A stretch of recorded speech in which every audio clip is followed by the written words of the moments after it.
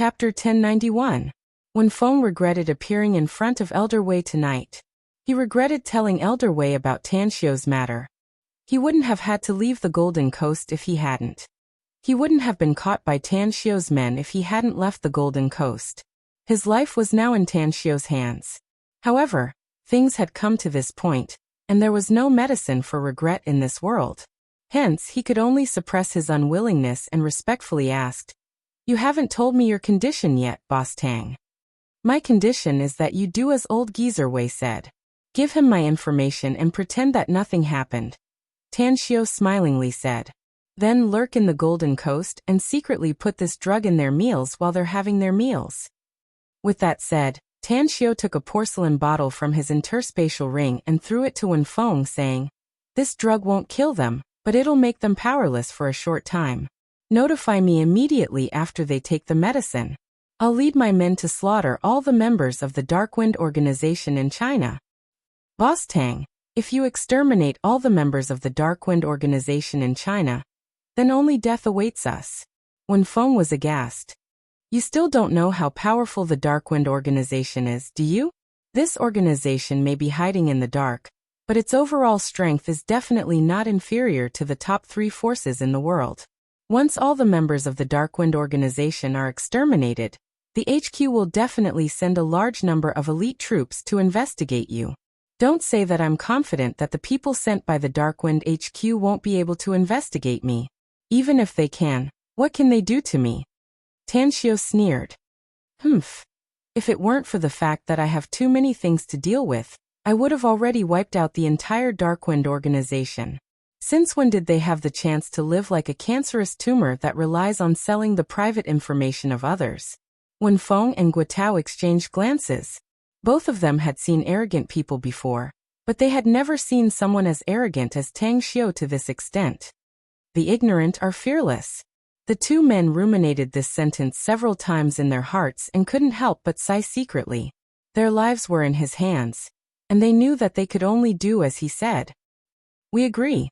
The two of them nodded silently. Wen Feng carefully put away the porcelain bottle.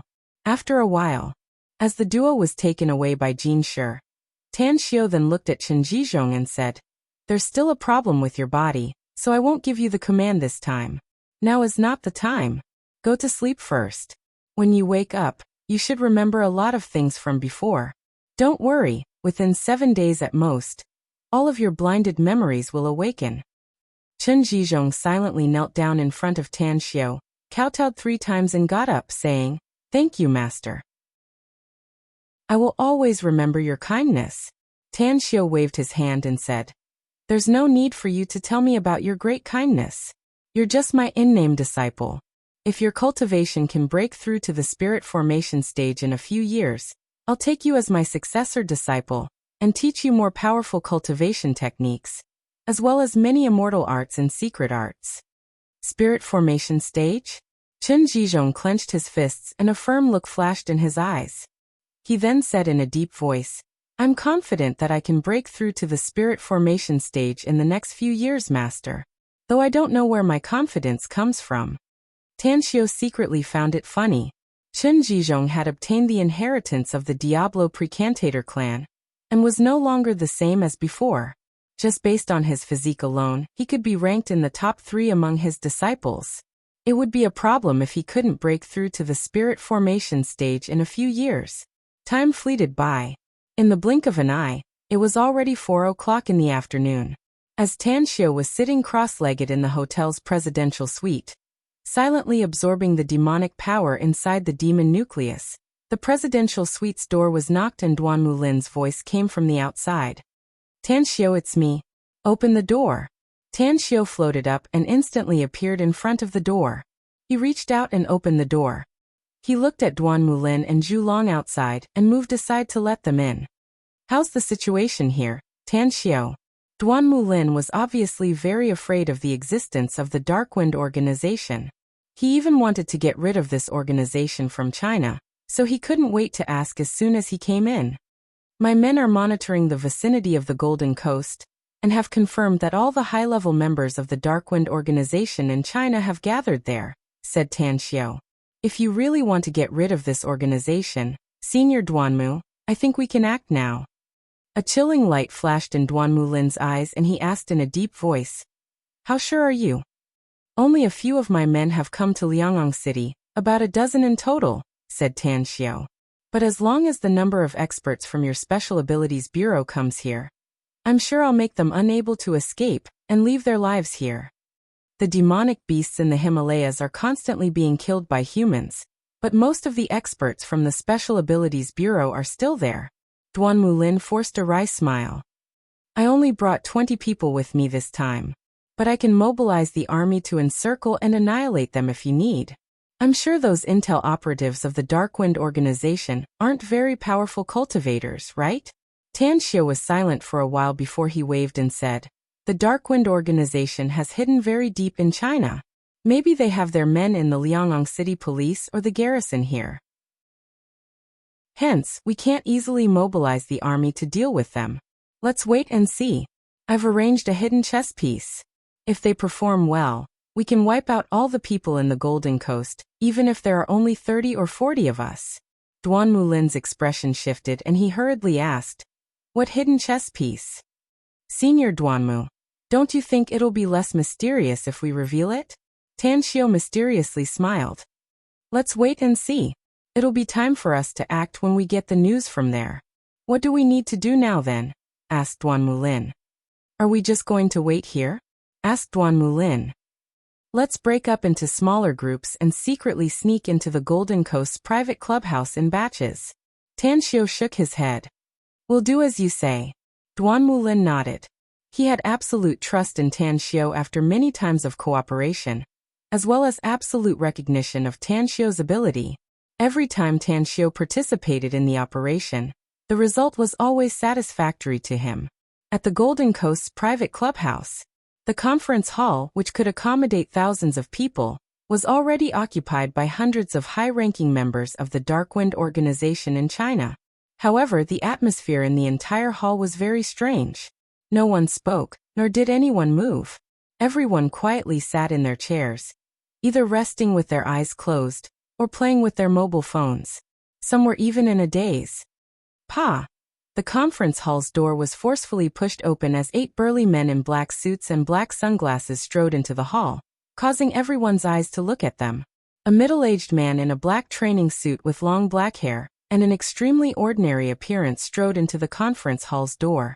His knife-like eyes swept over the hundreds of people in the hall as he strode to the podium. "Ladies and gentlemen, I'm Wang Sheng." His cold words were instantly transmitted to everyone's ears. Whoosh! At this moment, hundreds of people stood up and saluted Wang Sheng. They all knew Wang Sheng's name, but some of them had never seen him in person. They were well aware that since Wang Sheng could become the head of the Darkwind organization in China, his status in the Darkwind's headquarters must be very high. "Take a seat." Wang Sheng nodded. Just as he uttered a word, a burly man moved a chair over and placed it behind Wang Sheng. Below, Wen Feng calmly observed Wang Sheng. This was his first time meeting Wang Sheng, and he knew that for such a big shot to personally come, he most likely had something important to announce. Wang Sheng had never attended any of the previous meetings, and he had never been exposed to everyone. No matter what happens, the Darkwind organization will no longer exist in China after today. Wen Feng glanced to the left and found that Guo was also looking at him. Both of them immediately nodded imperceptibly. Wang Sheng's eyes kept moving on the faces of the organization's members. After a few simple opening remarks, he got to the point. "Ladies and gentlemen, all of you are the elites of the organization and have made great contributions to the organization over the years. However, our Darkwind organization has been hiding behind the scenes and monitoring all the big and small events all over the world. It's also the most mysterious existence in the eyes of the world. However, I just received an order from the headquarters that our Darkwind organization will announce the armed forces we have in 3 days.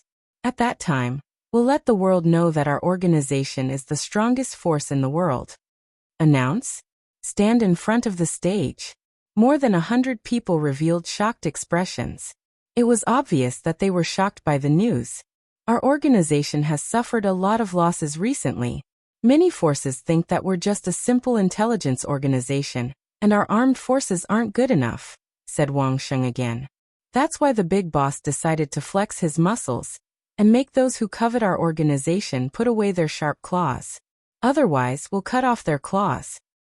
At this time, a glint flashed in the eyes of Elder Wei, who was sitting in the first row. He slowly got up and said, I've also received an order from the organization, Wang Sheng. But I think the organization has made the wrong decision to target China. China's situation is very special. Once we reveal our armed forces in China, we're bound to be besieged by the local authorities. I've already reported the situation to the higher-ups. Wang Sheng nodded. The order from the headquarters is to carry out the original order. However, we'll be assigned more manpower to establish a legal security company in China. Chapter 1092. In the evening, in the kitchen of the Golden Coast private clubhouse, dozens of chefs in chef's uniforms were sweating profusely as they cooked a variety of delicacies. Waiters were constantly shuttling through the corridors with plates in their hands. The aroma of delicious food permeated every corner of the clubhouse. The dinner party. This was the final procedure of the transference transposition. Once the dinner party was over, hundreds of Darkwind's top executives in China would leave this place. The important news had been announced by Wang Sheng, and the area each of them would be responsible for the next 3 years had also been announced. Hence, they needed to go back and prepare for the handover. Time fleeted by. Plates of dishes and bottles of wine were constantly being eaten. After having their fill, these people communicated with each other. Some were ready to leave together, while some were going to stay for the night and leave early the next morning. Near the Golden Coast private clubhouse, 10 black cars were quietly parked in a remote place. There was no light, no figure, and not even a sound. In one of the cars, Duanmu Lin's eyes gleamed. He looked at Tan Xiao sitting next to him with a calm expression and couldn't help but ask, Aren't we a bit too early, Tan Xiao? I think the best time to strike those people in the Golden Coast is 2 or 3 in the morning. Tan Xiao slightly shook his head and smilingly said, Senior Duanmu, you can just wait for my news since I said I've made arrangements. It's 8:05 p.m. now, and I guarantee it'll be time to act in half an hour at most. Duanmu Lin shook his head with a forced smile and said, You brat, you always keep me guessing at such a critical time. You're making me feel like 100 claws are scratching my heart. It's really irritating. I guarantee you that I'll make you chop people like chopping melons, Senior Duanmu. Tan Xiao lightly smiled. Duanmu Lin couldn't help laughing and said, You think the Darkwind's people are all soft shrimps? Chopping people like chopping melons? Brat, you're waiting for the critical time, so you mustn't drop the chain. If we can't catch all the Darkwind's top executives in one fell swoop this time, those remnants will definitely hide deeper. I'm afraid it'll be very difficult to find their traces by then. I'm fine. Tan Xiao let out a faint smile, and was about to speak when the sound of a text message suddenly came from his mobile phone. He quickly opened the message and immediately handed it to Duanmu Lin. Senior Duanmu, it's a photo sent by our insider. The man in the photo is called Wang Sheng, the general manager of the Darkwind organization in China. He has a list of the entire Darkwind's intelligence operatives in China. Duanmu Lin's pupils shrunk and he said in a deep voice, We must capture this Wang Sheng no matter what price we have to pay and get that list from him. We may be able to paralyze the Darkwind's intelligence network in China if we only kill the top brass of the Darkwind in the Golden Coast clubhouse, but those intel operatives will choose to stay dormant. At that time, it will be extremely difficult to dig them out and get rid of them. Duanmu Lin replied with a solemn expression, That's right. That's why we must get that list no matter what price we have to pay. We don't care about other countries, but we can't let this malignant tumor like the Darkwind exist in our country. While talking, Tan Xiao's mobile phone rang again. It was still a text message with the content, Time's up. Time's up. Tan Xiao patted the seat in front of him and said in a deep voice, Drive straight to the Golden Coast clubhouse. If you encounter any resistance, kill without mercy. Buzz, buzz, the engines roared, and the 10 black cars were like runaway horses, roaring as they rushed toward the Golden Coast private club. When the magnificent door appeared in their line of sight, The 8 burly men guarding outside the door got into a defensive position, as if they were facing a great enemy. The Special Abilities Bureau is handling some business here. Get out of the way or we'll kill you. A cold roar came from the black car at the front of the group. As the emergency brake came to an end, the 4 ability users of the Special Abilities Bureau opened the doors one after another. The 8 burly men's complexions drastically changed, but they still pulled out their pistols from their waists. Before they could pull off the safety on their pistols, lightning bolts flashed and wind blades swept across. In just a few breaths, the 8 burly men were directly beheaded. Break it! An Earth ability user waved his arms. An Earth dragons formed from the earth slammed into the door. As the door fell inward, a number of black cars roared as they sped inside. Enemies! Angry roars came from the mouths of more than a dozen security guards in the distance. Then a burst of bullets shot over like raindrops. The windows of the car were smashed, and bullet holes appeared on the car.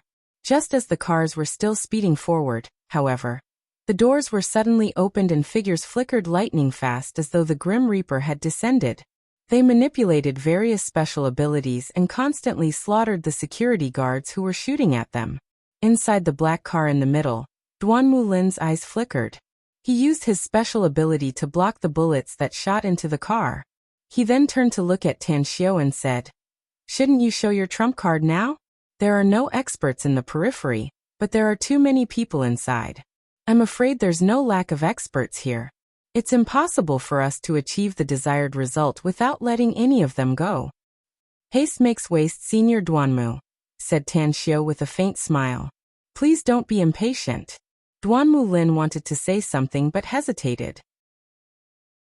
He found that he didn't look like a mature and steady old man when he was with Tan Xiao, whereas Tan Xiao was full of self-control and was wiser than an old man who had experienced the vicissitudes of the world. At this moment, Tan Xiao instantly released his spiritual sense and was secretly satisfied with his previous arrangement after his spiritual sense enveloped the area within a radius of hundreds of meters. It was because at least hundreds of people were powerless and slumped on the ground within the range of his spiritual sense. Some of them struggled to stand up, but the effect of the drugs made them fail again and again. Very good. A smile outlined on the corner of Tan Xiao's mouth. He looked at Duanmu Lin and found that he wanted to say something but hesitated. Then he patted the seat in front and smilingly said, "Stop the car. Senior Duanmu. Do you still remember what I told you before? You can chop and kill the people inside if you want. I guarantee that we can easily take care of the enemies inside." Creak. The cars stopped one after another, and more than 30 members of the Special Abilities Bureau and Tang sect disciples came out of the cars. They quickly dealt with the resistance in the surroundings and quickly gathered in front of Tan Xiao and Duanmu Lin. "You're in command of this operation, Tan Xiao," said Duanmu Lin solemnly. "If that's the case, then I'll respectfully accept your command," said Tan Xiao without any hesitation. "Everyone heed my order. Control everyone in this clubhouse and make them lose their ability to move. Kill them without mercy if they encounter any resistance." Understood. A group of figures rushed to the surroundings and soon, only Jin Shi and Chen Jizhong were left in the place. Interesting. Colluding with the ability users of the Special Abilities Bureau in an attempt to eradicate all the forces of my Darkwind organization in China. Isn't it a bit too arrogant and conceited? More than a dozen cultivators exuding powerful auras rushed out of the clubhouse lightning fast.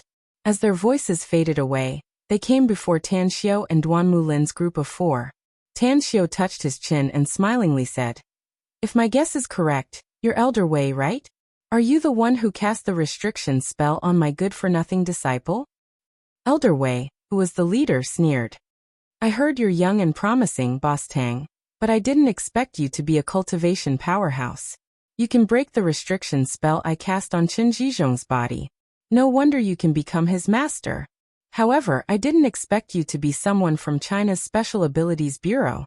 There are still many things you can't imagine, Elder Wei," said Tan Xiao with a smile. "I'll show you later." A look of dread flashed in Duanmu Lin's eyes and he coldly snorted. "So it's you, Wei Xianyong.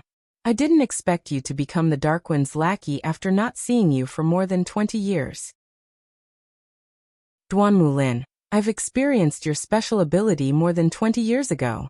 You were no threat to me back then, and you're no threat to me now either. Wei Xianyong sneered. Get the hell out of here with your men, if you know what's good for you. Else don't blame me for being ruthless.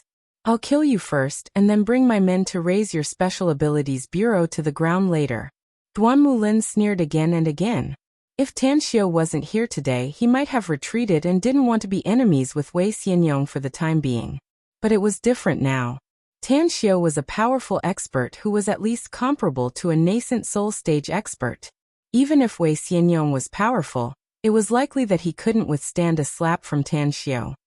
I'll leave them to you, Tan Xiu, said Duan Mulin in a deep voice. Don't worry, Senior Duanmu, Tan Xiu smilingly said. I don't care about these jumping clowns. Duan Mulin coldly glanced at Wei Xianyong and strode away. The one he wanted to catch the most was the chief supervisor of the Dark Wind in China, Wang Sheng. Tan Xiu let out a faint smile and hooked his finger at Wei Xianyong and the others. Then he said, Elder Wei must be very powerful to be able to cast a seal on my apprentice. As a master, no matter how strong the enemy is, I can't sit back and watch my disciple be plotted against. So bring your lackeys and come at me. Let me see how strong you are. Wei Xianyong shot a disdainful look at Tan Xiu. He couldn't sense any powerhouse aura from Tan Xiu at all. On the contrary, the aura emanating from Jin Shi next to Tan Xiu gave him a faint dread. I'll leave those two brats around Tan Xiu to you. As for this brat, I want to see if he has the capital to be so arrogant. Wei Xianyong waved his arm and more than a dozen experts behind him immediately stormed toward Jin Shi and Chen Jizhong. Bring it on. Jin Shi grinned and two daggers instantly appeared in his hands. A long spear then appeared in Chen Jizhong's hand out of thin air. As his wrist shook, spear images emerged. Chapter 1093. Tan Xiu was well aware of Jin Shi and Chen Jizhong's strength, so he wasn't worried about them. He just watched Wei Xianyong quietly with a smile, waiting for him to make his move. Whoosh! Wei Xianyong's speed was as fast as lightning. He appeared in front of Tan Xiu in an instant. A golden glove appeared on his right hand as he fiercely slammed it toward Tan Xiu's head. Comparable to the golden core stage? A disdainful look appeared on Tan Xiu's face. The Bloodguzzler dagger instantly appeared in his hand and pierced Wei Xianyong's body before his palm hit Tan Xiu's head. At the same time, violent primal chaos force crazily poured into Wei Xianyong's body through the dagger. What? Wei Xianyong's complexion drastically changed, and his eyes revealed a look of horror. Never in his wildest dreams did he expect that Tan Xiu's speed would reach such an unimaginable level. He simply didn't have the time to react, and was already injured. However, in less than half a second, his expression turned into despair because the violent primal chaos force was too overbearing. After entering his body, it directly wreaked havoc and turned his insides into a mess. Pain. It had been more than a decade since Wei Xianyong tasted this kind of heart-wrenching and lung-splitting pain. His body violently retreated backward, only to find that Tan Xiu was like a maggot attached to his bones. His seemingly slow figure was, in fact, extremely fast. A huge force bombarded his chest. He could clearly feel that his sternum was broken, and two of his sternum even pierced his heart. Isn't he too terrifying? A cultivator? At least a cultivator at the nascent soul stage. Damn. The look of despair on Wei Xianyong's face became more and more intense. As blood spurted out, his head was hit by a huge fist. As he was sent flying in a daze, he could feel every part of his body receiving heavy blows. Every punch seemed to weigh thousands of kilograms, worsening his injuries and worsening them. Bam! 10 seconds later, Tan Xiu clapped his hands, a faint smile still hanging on his face as he watched Wei Xianyong fly out more than 10 meters like a dead dog, heavily smashing into the cold concrete floor. He did not directly kill Wei Xianyong, but he directly crippled him. Now all the bones in his body had been broken by him, and he was lying on the ground like a pile of mud, unable to get up. My lord! Bastard! Upon seeing this, 4 or 5 of Wei Xianyong's subordinates pounced on Tan Xiu in a frenzy. They were almost ready to perish together with Tan Xiu in an attempt to kill him. A firefly dares to compete with the bright moon? Tan Xiu glanced at them disdainfully. He instantly took out his divine sword. Layers of sword shadows were like roaring waves, directly drowning them.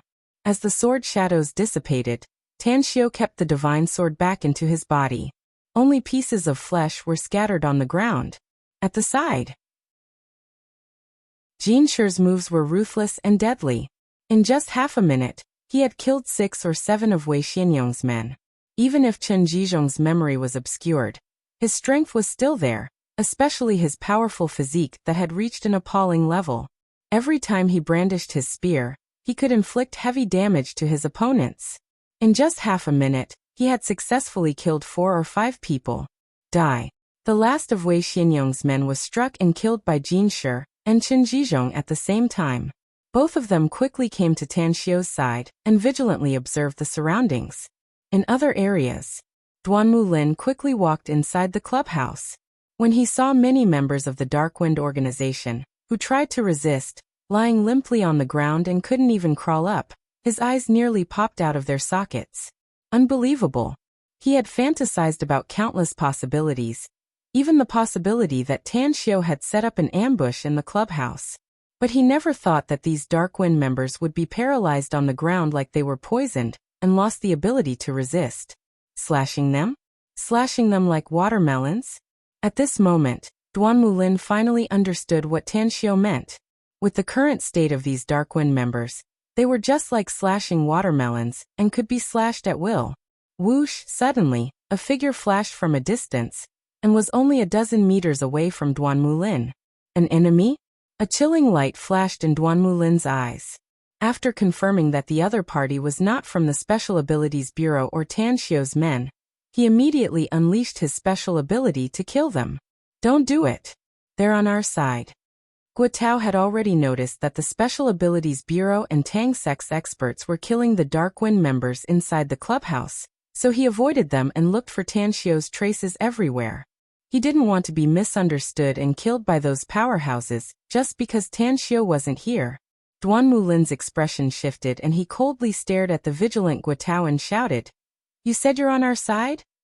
"I'm Guo, Senior," said Guo quickly. "I'm Tanxiu, Boss Tang's man, and your insider. It was us who drugged the Darkwind members' meals and turned them into this state. You can ask Boss Tang if you don't believe me. He'll tell you the truth." Duan Mulin narrowed his eyes. He already believed Guo words, but he still took out his mobile phone to call Tanxiu just to be safe. After getting confirmation from Tanxiu, he nodded with satisfaction and said, "You're good. A wise man submits to circumstances. You can live a long life if you don't associate with the Darkwind. I'll reward you and Wenfeng on behalf of the State Special Abilities Bureau after this matter is over." Guo felt a bit relieved and said, "I didn't expect you to be from the State Special Abilities Bureau, Senior. Wenfeng and I were threatened by the Darkwind before, saying that they would kill us if we didn't work for them. We had no other choice but to become their lackeys. But it's different now. As long as our country can wipe out the Darkwind's forces in the country, we can live in peace and never work for them again. You made the right decision." Duan Mulin nodded. "Now tell me, where's Wang Sheng?" "I don't know." Guo shook his head. Halfway through the banquet, Wang Sheng was nowhere to be found. "I've secretly sent some people to look for him, but they couldn't find any trace of him." Duan Mulin's expression slightly changed and he said in a deep voice, "Follow me to find Wang Sheng's trail. No matter what, we can't let him escape today." Guo understood what Duan Mulin was thinking. The reason why Duan Mulin wanted to find Wang Sheng was because of the list of all the members of the Darkwind in China. But Wang Sheng's most resounding nickname in the Darkwind organization was the 100 Faces Gentleman. Although he appeared in front of everyone today, who could guarantee that he was using his real face? Even if Duan Mulin had seen him before and he had the same appearance, it was possible that Wang Sheng just used this face to meet his subordinates and then changed his appearance. Inside the space barrier, Tang'an was vigilantly observing the surroundings while her eyes were locked on Wang Sheng, who was under the protection of the 4 middle-aged men. As of now, she had appeared outside the Golden Coast Private Club and had just come out of a tunnel. Inform Macallan to take the list of the Darkwind members and leave China immediately. At the same time, Activate the alarm system and notify every member of the Darkwind organization to immediately lie dormant and wait for the restart. Wang Sheng sat in the car and immediately ordered in a deep voice before the car started. However, his confidant, who had also just sat in the front seat, didn't respond. He didn't even close the door and just lowered his head. Wang Sheng furrowed his brows and was about to speak when he saw his confidant's pupils suddenly shrink and fear could be seen in his eyes. What's going on? A bad premonition arose inside Wang Sheng's heart, and he immediately asked aloud. He's dead. Before the confidant in the driver's seat could finish his words, his neck was twisted like a fried dough twist and a gurgling sound came from his throat before he died. Fear birthed inside Wang Sheng's heart. The enemy he couldn't see made him feel despair. He opened the door lightning fast and pulled out a dagger inlaid with a ruby from his waist. Who is it? Wang Sheng vigilantly glanced around and shouted. His other two subordinates also quickly got out of the other car and quickly protected Wang Sheng. Puff! Puff! An immortal sword suddenly appeared out of thin air and directly tore open the throats of Wang Sheng's two confidant men before they could react. Then it pierced their hearts and disappeared into thin air. Aura! Wang Sheng's pupils shrunk. His footsteps were as fast as lightning, and he instantly appeared 3 meters away. He swung his arm and fiercely stabbed the ruby-inlaid dagger into the aura fluctuation that he had sensed. Ugh! Along with a muffled groan, the immortal sword once again appeared out of thin air and quickly swept across Wang Sheng's waist. Despite his fast speed, the clothes around his waist were still cut and a bloody wound appeared. Fire! Wang Sheng opened his left hand and a fireball appeared out of thin air. He concentrated his spiritual force and sensed the aura fluctuation, ready to attack at any time. It was an invisible person. He had never encountered such a person before. Although his other identity was that of an ability user, and he had seen many kinds of abilities, it was his first time encountering a powerhouse who was proficient in invisibility. Heaven and Earth Sword Prison. A faintly discernible voice passed into Wang Sheng's ears from all directions. Sword shadows appeared in the air more than 10 meters high. The sword shadows seemed to form an airtight cage that directly shrouded Wang Sheng from top to bottom. The power of such an attack wasn't that great. Scram! Wang Sheng didn't retreat, but charged forward instead. He proudly sprinted upward and blasted the fireball in his hand. Clusters of flames appeared out of thin air and shrouded the area within a radius of more than 10 meters in a sea of fire. Tang Yan's figure appeared out of thin air. She was wearing a black knight suit and a bronze mask. She didn't utter any words and just performed some hand seals, causing flames to appear in the surrounding sea of fire. Chapter 1094.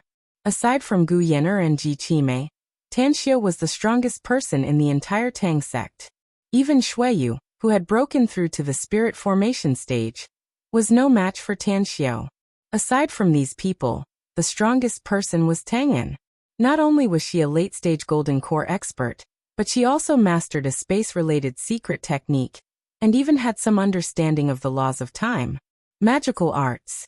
There might not be many people in the Tang sect who were proficient in this field, but Tang Yan was definitely one of them. Not only did she like to study various ancient books on arrays, but she was also very keen on studying magical arts. Her research on some of them had yielded good results. The flame emerging from the sea of fire exuded a deep blue luster. Any cultivator in the immortal world would definitely recognize it at a glance if they saw it. It was the legendary True Flame. Wang Sheng's body shook and his eyes nearly popped out. The power displayed by Tang Yan was already outrageously powerful. Never did he expect that she was also an ability user who was proficient in fire-related abilities. This flame? Wang Sheng retreated backward because he was keenly aware that this was definitely not an ordinary flame. Even the flames he released seemed to be forced back the moment the blue flame appeared. Tang Yan's figure disappeared again, but the immortal sword didn't disappear. It fluttered in the air and blocked all of Wang Sheng's escape routes. Get lost! Wang Sheng roared furiously. Just as he was about to dodge the immortal sword's attack, his body suddenly turned stiff, and he felt a chill on his neck. It was a dagger that appeared out of thin air and was placed on his neck. Follow me. After Tang Yan appeared at Wang Sheng's side, Her cold voice entered his ears. The massacre in the Golden Coast progressed very quickly. All the members of the Darkwind organization who tried to resist were killed in cold blood. Dozens of members who chose to surrender were crippled and knocked out, and then brought to the square by more than a dozen experts of the Special Abilities Bureau to be detained. When Tan Xiao and Duan Mulin came to the square, Tan Xiao could clearly see the smile on Duan Mulin's face. "Senior Duanmu," Tan Xiao called out with a smile. Duan Mulin nodded with satisfaction and said, "I didn't expect you to do better than I expected, Tan Xiao. You disintegrated the enemy from the inside, and then easily destroyed them. These two defecting members of the Darkwind are very good and deserve a good reward." Tan Xiao calmly glanced at Guotao and Wenfeng, then calmly said, "Senior Duanmu is right. They have made a great contribution this time. I will reward them later." Duan Mulin nodded slightly and looked around. Then the smile on his face slowly disappeared. He even frowned and asked, "Did you find any traces of Wang Sheng?" Zhu Long shook his head and said, "I didn't find him. It's as if he disappeared into thin air. However, he should still be in the club because just 10 minutes ago, someone saw him." "Find him," Duan Mulin ordered in a deep voice. "You must find him even if you have to dig 3 feet into the ground." Tan Xiao's expression shifted as he shook his head and said, "No need." "What do you mean?" asked Duan Mulin, confused. Just as he finished asking, 2 figures appeared in front of him out of thin air. One was Tang An, who was wearing a black knight suit and a bronze mask, and the other was Wang Sheng, who was obviously seriously injured. "This is..." Duan Mulin was ecstatic after seeing Wang Sheng's appearance. He sincerely admired Tan Xiao at this moment. Not only was Tan Xiao's strength formidable, but even his men were also ridiculously strong. He originally thought that Wang Sheng would escape, but he didn't expect that he would be captured by Tan Xiao's men. Tan Xiao's eyes seemed to be able to see through people's minds. After glancing at Duan Mulin's face, he instantly appeared in front of Wang Sheng and released a burst of energy to hit more than a dozen acupoints on Wang Sheng's body. After completely restraining him, he took 2 steps back and smilingly said, "You're the chief intelligence officer of the Darkwind in China?" Wang Sheng stared at Tan Xiao and was silent for more than 10 seconds. Then he slowly said, "You should be able to see the condition of my body. I've lost most of my vitality and can only hold on for a few minutes at most. If you can't get the answer you want in a few minutes, I'm afraid you won't get another chance." Tan Xiao shook his head and smilingly said, "You might have some effect if you said that to someone else, but it's meaningless to me. Wang Sheng, you should know about my existence since you're the chief intelligence officer of the Darkwind in China. Even the most detailed information about me has been placed in front of you. Am I right?" A strange light flashed in Wang Sheng's eyes as he nodded and said, "You're right. I did read a lot of information about you, so I know you." "Then have you forgotten my identity?" Tan Xiao chuckled. "A Chinese medicine practitioner?" Wang Sheng's expression shifted and a bad premonition grew inside his heart. He then asked in a deep voice, "What do you mean?" "Since you've already guessed it, then why waste your breath to ask?" Tan Xiao sneered. "My subordinate may have seriously injured you, but she received my order not to kill you. Hence, the reason why your vitality is fading so fast is because you're trying to commit suicide without her noticing. But I'm a Chinese medicine practitioner, so you won't die even if you try your best to do so." Damn! Wang Sheng's expression twisted. He was indeed committing suicide, and he even used some special means to destroy his vitality. But Tan Xiao's words made him feel a sense of dread. He wasn't afraid of death, but he was afraid of living a life worse than death. Tang Xiao squinted his eyes and mentally ravaged Wang Sheng again. "Also, you know something about my identity, but you don't know much about it. You don't know my identity as a cultivator, do you? To tell you the truth, I've already killed that old way of your Darkwind organization. He's just a weak golden core stage cultivator. Yet he dared to be so arrogant in front of me. He deserved to die." "That's impossible." Wang Sheng screamed and the fear on his face turned more intense. "Impossible?" Tan Xiao sneered. "Ha ha ha. How can ants like you understand the means of this, Tan Xiao? There's one thing I must tell you. I'm a cultivator, And I have many means that you can't even imagine. One of them is the soul scouring art. Even if you're dead, I can search your memory within 5 minutes and get the answer I want from your brain. The soul scouring art? The extremely sinister means in the legends? A secret art that only those devils can master? Oh God. If what he said was true, then he wouldn't be able to keep the organization's secret even if he died now. He knew too much, and it would cause great harm to the entire Darkwind organization once his memory was easily read. Kill me. Wang Sheng abruptly raised his head and roared at the night sky. Tan Xiu's complexion changed. He noticed that Tangan had disappeared into thin air in an instant. He instantly unleashed the divine sword inside his body and formed a series of sword images that blotted out the sky and crazily stirred up the sky. At this moment, a ghostly figure appeared amidst the layers of sword images. He was wearing a black knight suit and a golden mask with a lump of iron on his back. Boom! The violent blast instantly blew dozens of people in the surroundings. Even those experts who were comparable to Foundation establishment stage experts had to endure the suffocating feeling in their chest and constantly retreated backward. The mysterious skinny man with the golden mask looked like a lonely boat in the raging sea as he was sent flying upside down in the sword tide, spraying blood everywhere. A sharp throwing knife hit Tan Xiu's chest. The clothes on Tan Xiu's chest exploded, but the throwing knife only left a faint mark on it, and didn't even pierce his skin. Interesting. Like a shadow, Tan Xiu dashed to the front of the mysterious man in a flash. Had it not been for his fast reaction, the throwing knife would have hit Wang Sheng's head instead of his chest, silencing the witness. Such ruthlessness was the style of the Darkwind organization. Tan Xiu admired the man's forbearance. The fact that he was able to endure until the last moment before making his move was very likely because he had heard what he just said to Wang Sheng. That's impossible. The mysterious man's voice was very hoarse as he exclaimed while retreating. He was well aware of his own strength. He was an expert at the golden core stage. Yet the throwing knife he shot out with all his might only left a shallow mark on Tan Xiu's body. It didn't even pierce his skin, which was beyond his imagination. The divine sword in Tan Xiu's hand flashed lightning fast toward the mysterious man, and heavily injured him again, leaving a bloody wound of more than 10 centimeters on his body. He then sneered and said, "It's true that I'm a cultivator, but I don't cultivate true essence. I'm a demon god body refinement cultivator, so you can consider me as a body cultivator. Unless you have reached the late stage of the gold core realm, and you need to have a divine weapon to be able to harm me, otherwise, you will not be a threat to me at all." Puff! As his voice faded away, the divine sword swept again and directly cut the man's waist. The moment the man showed a fearful expression. A pained look emerged on Wang Sheng's face as he watched the scene in midair. He was well aware of some special arrangements in the Darkwind organization. Every Terminator who was assigned to a country, and was responsible for all intelligence in that country, would be assigned a Terminator by their side.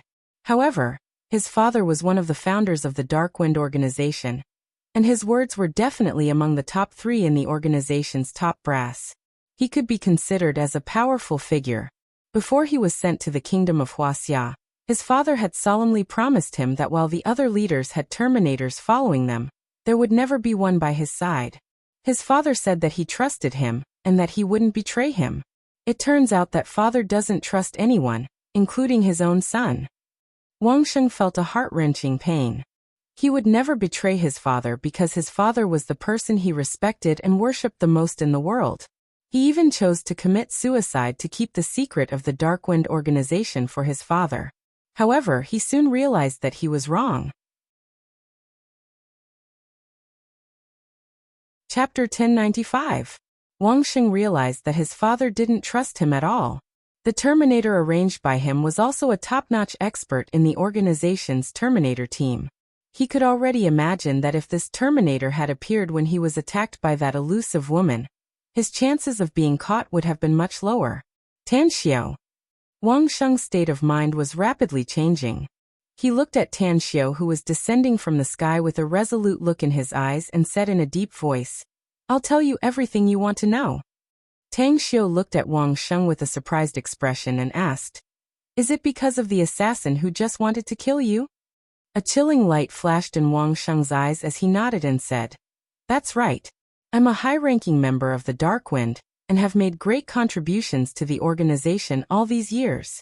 Yet not only did that Terminator not help me, he even wanted to kill me when I was in a desperate situation. Such an organization is not worth keeping a secret for. There's also my father. Since he can even give up his own son, then—" "You mean your father?" asked Tan Xiao with a frown. "Who is he?" "He's Wang Xian, one of the 3 founders of the Darkwind organization," answered Wang Sheng. Tan Xiao was shaken inwardly, and quickly exchanged glances with the shocked Duan Mulin. Then he asked in a deep voice, "You said your father is one of the founders of the Darkwind organization? So as his son, you should know a lot of secrets of the Darkwind organization, right?" "That's right. I know a lot of things." Wang Sheng nodded. Tan Xiao was silent for a moment. Then he took out a holy healing pill from his interspatial ring, and quickly stuffed it into Wang Sheng's mouth. Then he said in a deep voice, "This pill is enough to guarantee your survival. We won't kill you, but you must cooperate with us. The Darkwind organization is a big threat to both China and me. We need to understand this organization, and have a way to guard against it. Life and death are meaningless to me now." Wang Sheng let out a bitter smile. "Even if you don't kill me, I'm afraid I can only be a cripple. Your men are quite ruthless. Being soft-hearted to the enemy is the same as being cruel to yourself," said Tan Xiao lightly. "I hope you can understand. If you can cooperate with me, although I can't restore your strength, I can guarantee that your injuries will be healed. You can live the rest of your life as an ordinary person." Wang Sheng observed Tan Xiao for a long while and slowly said, "It's not a problem if you want me to fully cooperate with you. But I need you to answer a question for me. If you can answer me seriously, I'll tell you everything I know about the Darkwind organization." "Ask away." Tan Xiao nodded. Wang Sheng asked, "Since you're proficient in the soul-searching art, why don't you just search my soul, looking through my memories? Because in this way, you can guarantee that I won't hide anything from you and won't lie to you." Tan Xiao pondered for a while and shook his head. "The soul-searching art has its drawbacks. Even if I can check your memory, it will still affect me. After all, I'm using my divine sense to observe your past life, so your character will affect me. Further, I don't have enough time. My current strength is still too weak, so it's a bit unrealistic to read all your memories in a short time. But it'll waste a lot of time if I read your memory for a long time. You're still holding back." Wang Sheng shook his head. "You're very smart. It's not an exaggeration to say that you're wise and farsighted," praised Tan Xiao. "I'm indeed holding back. Once I cast the soul-searching art on you, it'll cause chaos in your memory, and turn you into an idiot even if you don't die. Further, the memory obtained by the soul-searching art won't be complete. Some of the content will be scattered due to your long time of death, which will easily cause a lot of important information to be lost." Wang Sheng suddenly understood and forced a wry smile. "It's better to die than to live like an idiot. All right, I've asked all my questions and got the answer I wanted to know. Just ask me directly if you have any questions." "No hurry." Tan Xiao waved and said, "We'll have plenty of time to have a long talk after we're done here." After saying that, he then looked at Duan Mulin and said, "Senior Duanmu, what happened tonight was very secretive, so I don't think it's spread out. You'd better block the news immediately, and make sure that no outsider will know what happened here for at least a few days." Duan Mulin nodded and said, "I understand. But I need the list of all the members of the Darkwind in China." "The list is in the Fukang Province HQ, said Wang Sheng. "Let's head to Fukang Province at once then," said Duan Mulin. "I don't want to go back anymore." Wang Sheng shook his head and said, "Give me a call and I'll send someone to deliver the list. Don't worry. That man is absolutely loyal to me and nothing will go wrong." "Tan Xiao." Duan Mulin looked at Tan Xiao, wanting to say something but hesitating. Tan Xiao scrutinized Wang Sheng a few times and nodded. "I think we can choose to believe him. The pain of being abandoned, and even betrayed by our own people is really painful." Duan Mulin gave it a thought and felt that Tan Xiao's words made sense, so he took out his mobile phone and handed it to Wang Sheng. Moreover, he was standing by his side, ready to immediately end the call if Wang Sheng's words were to cause any problems. Nearly all my bones were broken by Tan Xiu's men. Wang Sheng shook his head and said, the reason I could still fight before was due to the support of the power inside my body. But as my injuries became more serious, I'm afraid I can't even hold a piece of paper, let alone a mobile phone. Tan Xiu took the phone and said, tell me the number. I'll dial it for you. Wang Sheng told Tan Xiu the number of his confidant. As the call was dialed, a deep and low voice quickly came out of the phone. Who is it? It's me, Lu, said Wang Sheng. Go to the HQ's warehouse immediately. There's a locked box in the innermost corner with a list of all the members of our Darkwind organization in China inside. Take it out and personally send it to Liangong City. I need it. Understood, replied the other party respectfully. Wang Sheng nodded to Tan Xiu and watched Tan Xiu hang up the phone. Then he said, you don't need to guard against me. I wouldn't have made that call if I wanted to cheat. You're right. Tan Xiu nodded and said, if you wanted to keep it a secret, I'm afraid you would have done it when you called. Let's go. Let's find a meeting room and have a good talk about the Darkwind organization. I hope you can tell us everything you know truthfully.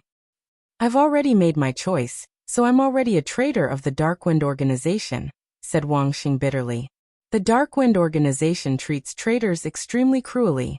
If you have the ability to destroy the entire Darkwind organization, I'll be very happy instead.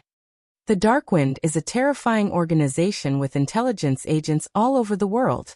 It's absolutely impossible to completely destroy it, said Tan Xiu lightly. So I'm afraid your hopes will be dashed. However, I can assure you that the experts of China's Special Abilities Bureau will protect you for a long time. Your safety will be guaranteed at least for the next few years. Wang Sheng nodded without a word. After a short while, Tan Xiu and Duan Mulin then took Wang Sheng to a small meeting room inside, followed by Chen Zhizhong and Zhu Long. For the whole day, everyone stayed in the small meeting room. When Tan Xiu and Duan Mulin came out together, their faces had turned a bit unsightly, especially for Tan Xiu. Tang Xiu, in particular, learned a lot of things from Wang Sheng, one of which caught him off guard. One of the three leaders of the Darkwind organization was the grandfather of Angelo Dolan, the former patriarch of House Dolan. Therefore, Tan Xiu realized that the Darkwind organization must be uprooted if he wanted to get rid of the entire House Dolan. Otherwise, if House Dolan and the Darkwind were to join hands, the Tang sect would likely suffer huge losses even if they could completely eliminate these big troubles. It's about time. Tan Xiu looked in the direction of the Golden Coast's gate and murmured. Duan Mulin narrowed his eyes and nodded. You're right. It's about time. Tan Xiu, how much of what Wang Sheng said today can be trusted and how much is false? I still have the ability to judge whether it's true or false. At least 80% of what he said is true, said Tan Xiu. Or maybe he wants to use our hands to teach the Darkwind a lesson. Everything he said is true. Duan Mulin didn't utter a word. Just as he walked side by side with Tan Xiu and headed outside, Jin Shi strode over from the distance. Someone wants to see Wang Sheng, sect master. He came from Fukang province, reported Jin Shi respectfully. Before Tan Xiu could speak, Duan Mulin hurriedly asked, where is he? He's at the edge of the pond ahead, answered Jin Shi. Quickly, the few of them saw the burly man and saw a vigilant look in his eyes. Did you bring it? Tan Xiu lightly asked. The strong man asked coldly. Who are you? Where's our boss? Your boss is Wang Sheng, isn't he? Asked Tan Xiu. He's injured and is now recuperating inside. Give me the list of the members you brought, and I'll send someone to bring you to him.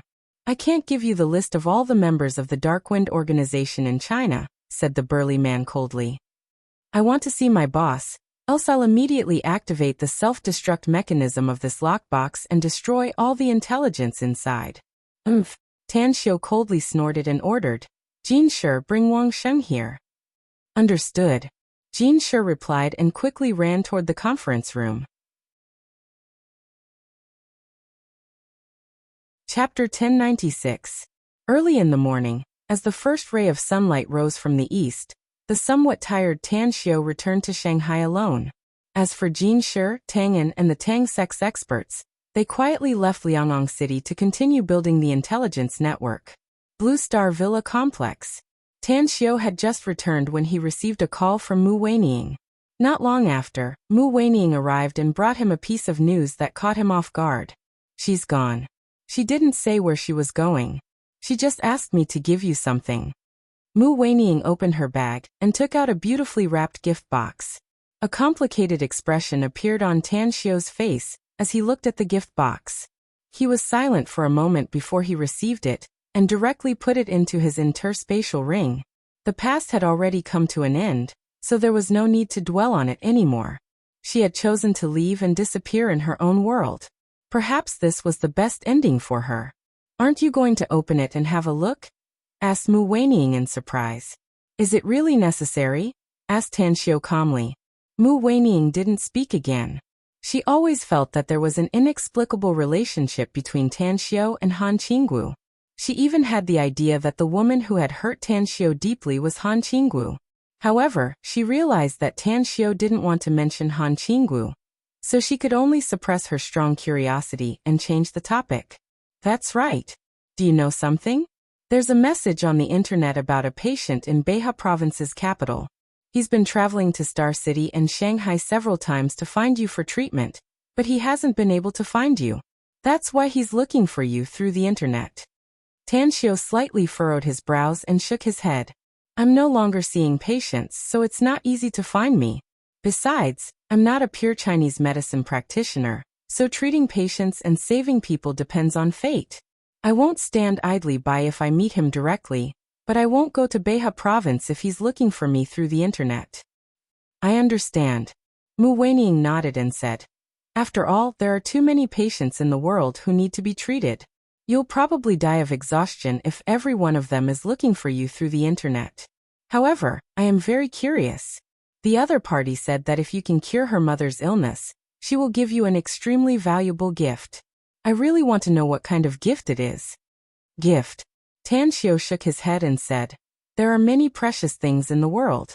It's best if you can get it, but if you can't force it.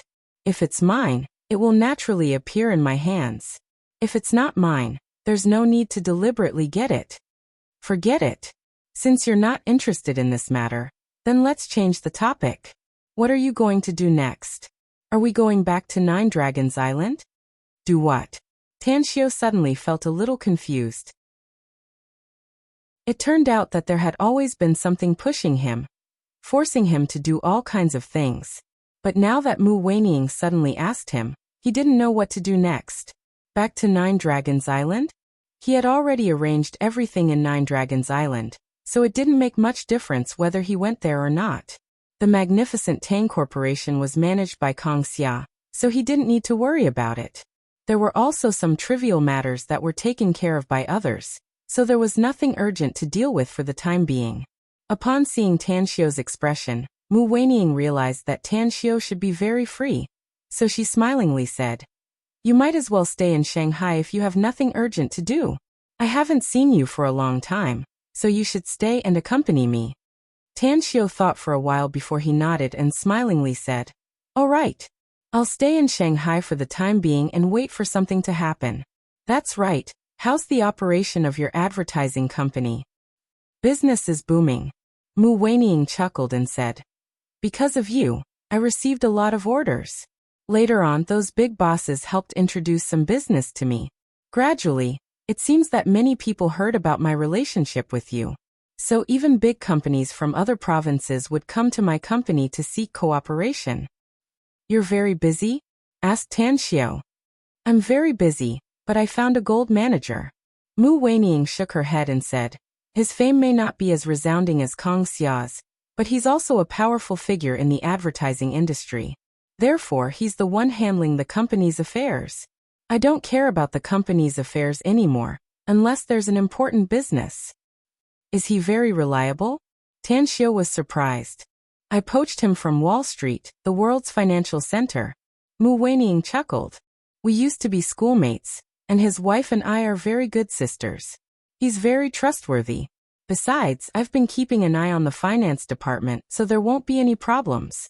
Since you don't need to be busy, then take some time to cultivate. Tan Xiao chuckled. Also, I suddenly recalled something. I'm going to the imperial capital soon, so you should come with me when the time comes. What are you going to do there? Asked Mu Weining curiously. As a cultivator, I can make my family stronger, so I naturally have to do something to make my family members stronger, said Tan Xiao with a smile. You want to impart a cultivation technique to your Tang family? Asked Mu Weining in surprise. That's right. Tan Xiao nodded. I can shelter the Tang family for 10 or 20 years, but I can't shelter them forever. If you want the family to stand tall, outstanding talents must appear generation after generation. Also, your Mu family should also grow a bit stronger. If you're willing, I'll give you a cultivation technique, and you can decide who to impart it to. Mu Weining pondered for a moment before she shook her head and said, Not for the time being. Why?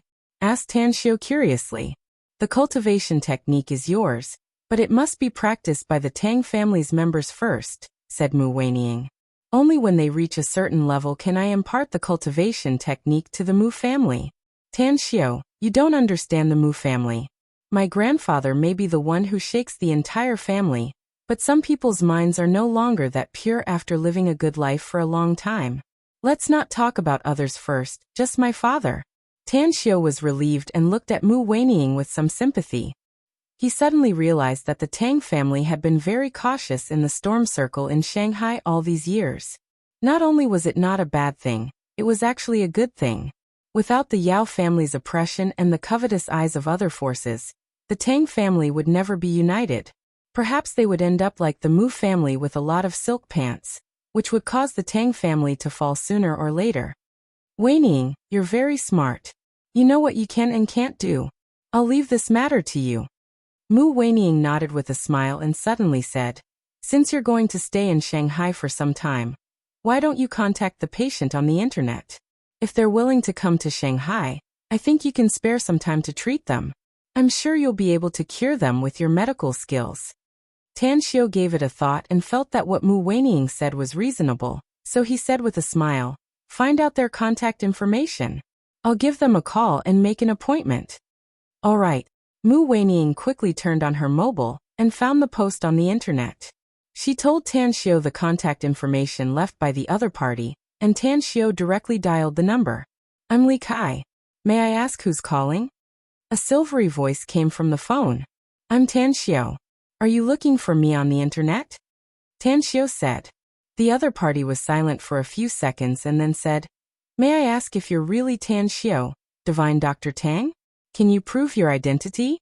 Please forgive me for being presumptuous, but I've received a lot of calls recently. Some people are sympathetic and call to ask about my mother's condition. There are also some people who deliberately make trouble by calling you, Divine Dr. Tang, making my mother and my life even worse. Tan Xiao pondered for a moment and said, Video call. All right. The other party immediately sounded pleasantly surprised. Quickly, Tan Xiao saw the appearance of the other party through the video call. It was a 16 or 17-year-old girl with delicate features and fair skin. Her eyes, in particular, were very pure and beautiful. Is it really you, Mr. Tang? That's great. That's great. My mother can be saved. Li Kai, who was in the provincial capital of Beha province, immediately looked pleasantly surprised after she saw Tan Xiao's appearance through the video call. Can you tell me about your mother's condition first? Asked Tan Xiao. Also, if your mother really needs my treatment, I'm afraid you'll need to come to Shanghai. No problem. Let's go. Li Kai was ecstatic and resolute. Immediately after, she told him about her mother's condition and finally asked with an expectant expression, Divine Dr. Tang, can you determine what disease my mother has? Tan Xiao was silent for a moment. He shook his head and then nodded. I haven't seen the patient yet, so I can't determine what disease your mother has. However, I already have some speculations in my mind. If my guess is correct, she can be treated. I understand what you mean, Divine Dr. Tang, said Li Kai excitedly. I'll take my mother to Shanghai right away. Is that your cell number? Where can we find you when we arrive in Shanghai? That was my cell number just now, said Tan Xiao. Also, give me a call when you're about to arrive in Shanghai. I'll send someone to pick you up at the airport or the train station. That's great. Thank you, Divine Dr. Tang. You're a good man, said Li Kai with a grateful face. Treating and saving people is what I should do, said Tan Xiao with a faint smile. All right, that's all. Let's talk about it later. Having said that, after that, Tan Xiao directly hung up the phone and turned to look at Mu Weining at the side. He found that she wanted to say something but hesitated, so he immediately said with a smile, "What's wrong? Is there a problem?" "I'm just curious about what kind of heavy gift they will give you if you cure their disease," said Mu Weining with a chuckle. "I just thought that you would ask them about it on the phone. After all, they repeatedly mentioned that they will give you a heavy gift in the article on the internet." Chapter 1097. Looking at the chuckling Mu Weining, Tan Xiao couldn't help laughing and said, "I don't care what the other party gives me when I treat others. However, through this matter, I have discovered something." "What is it?" asked Mu Weining, confused. "I found that you haven't become an auntie yet, but you already have a gossipy mind," said Tan Xiao with a smile. "Is it because you've been too idle recently that you have too many thoughts in your little head?"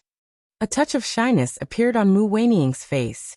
She had a gentle temperament, and always looked calm and indifferent no matter what she encountered in the past.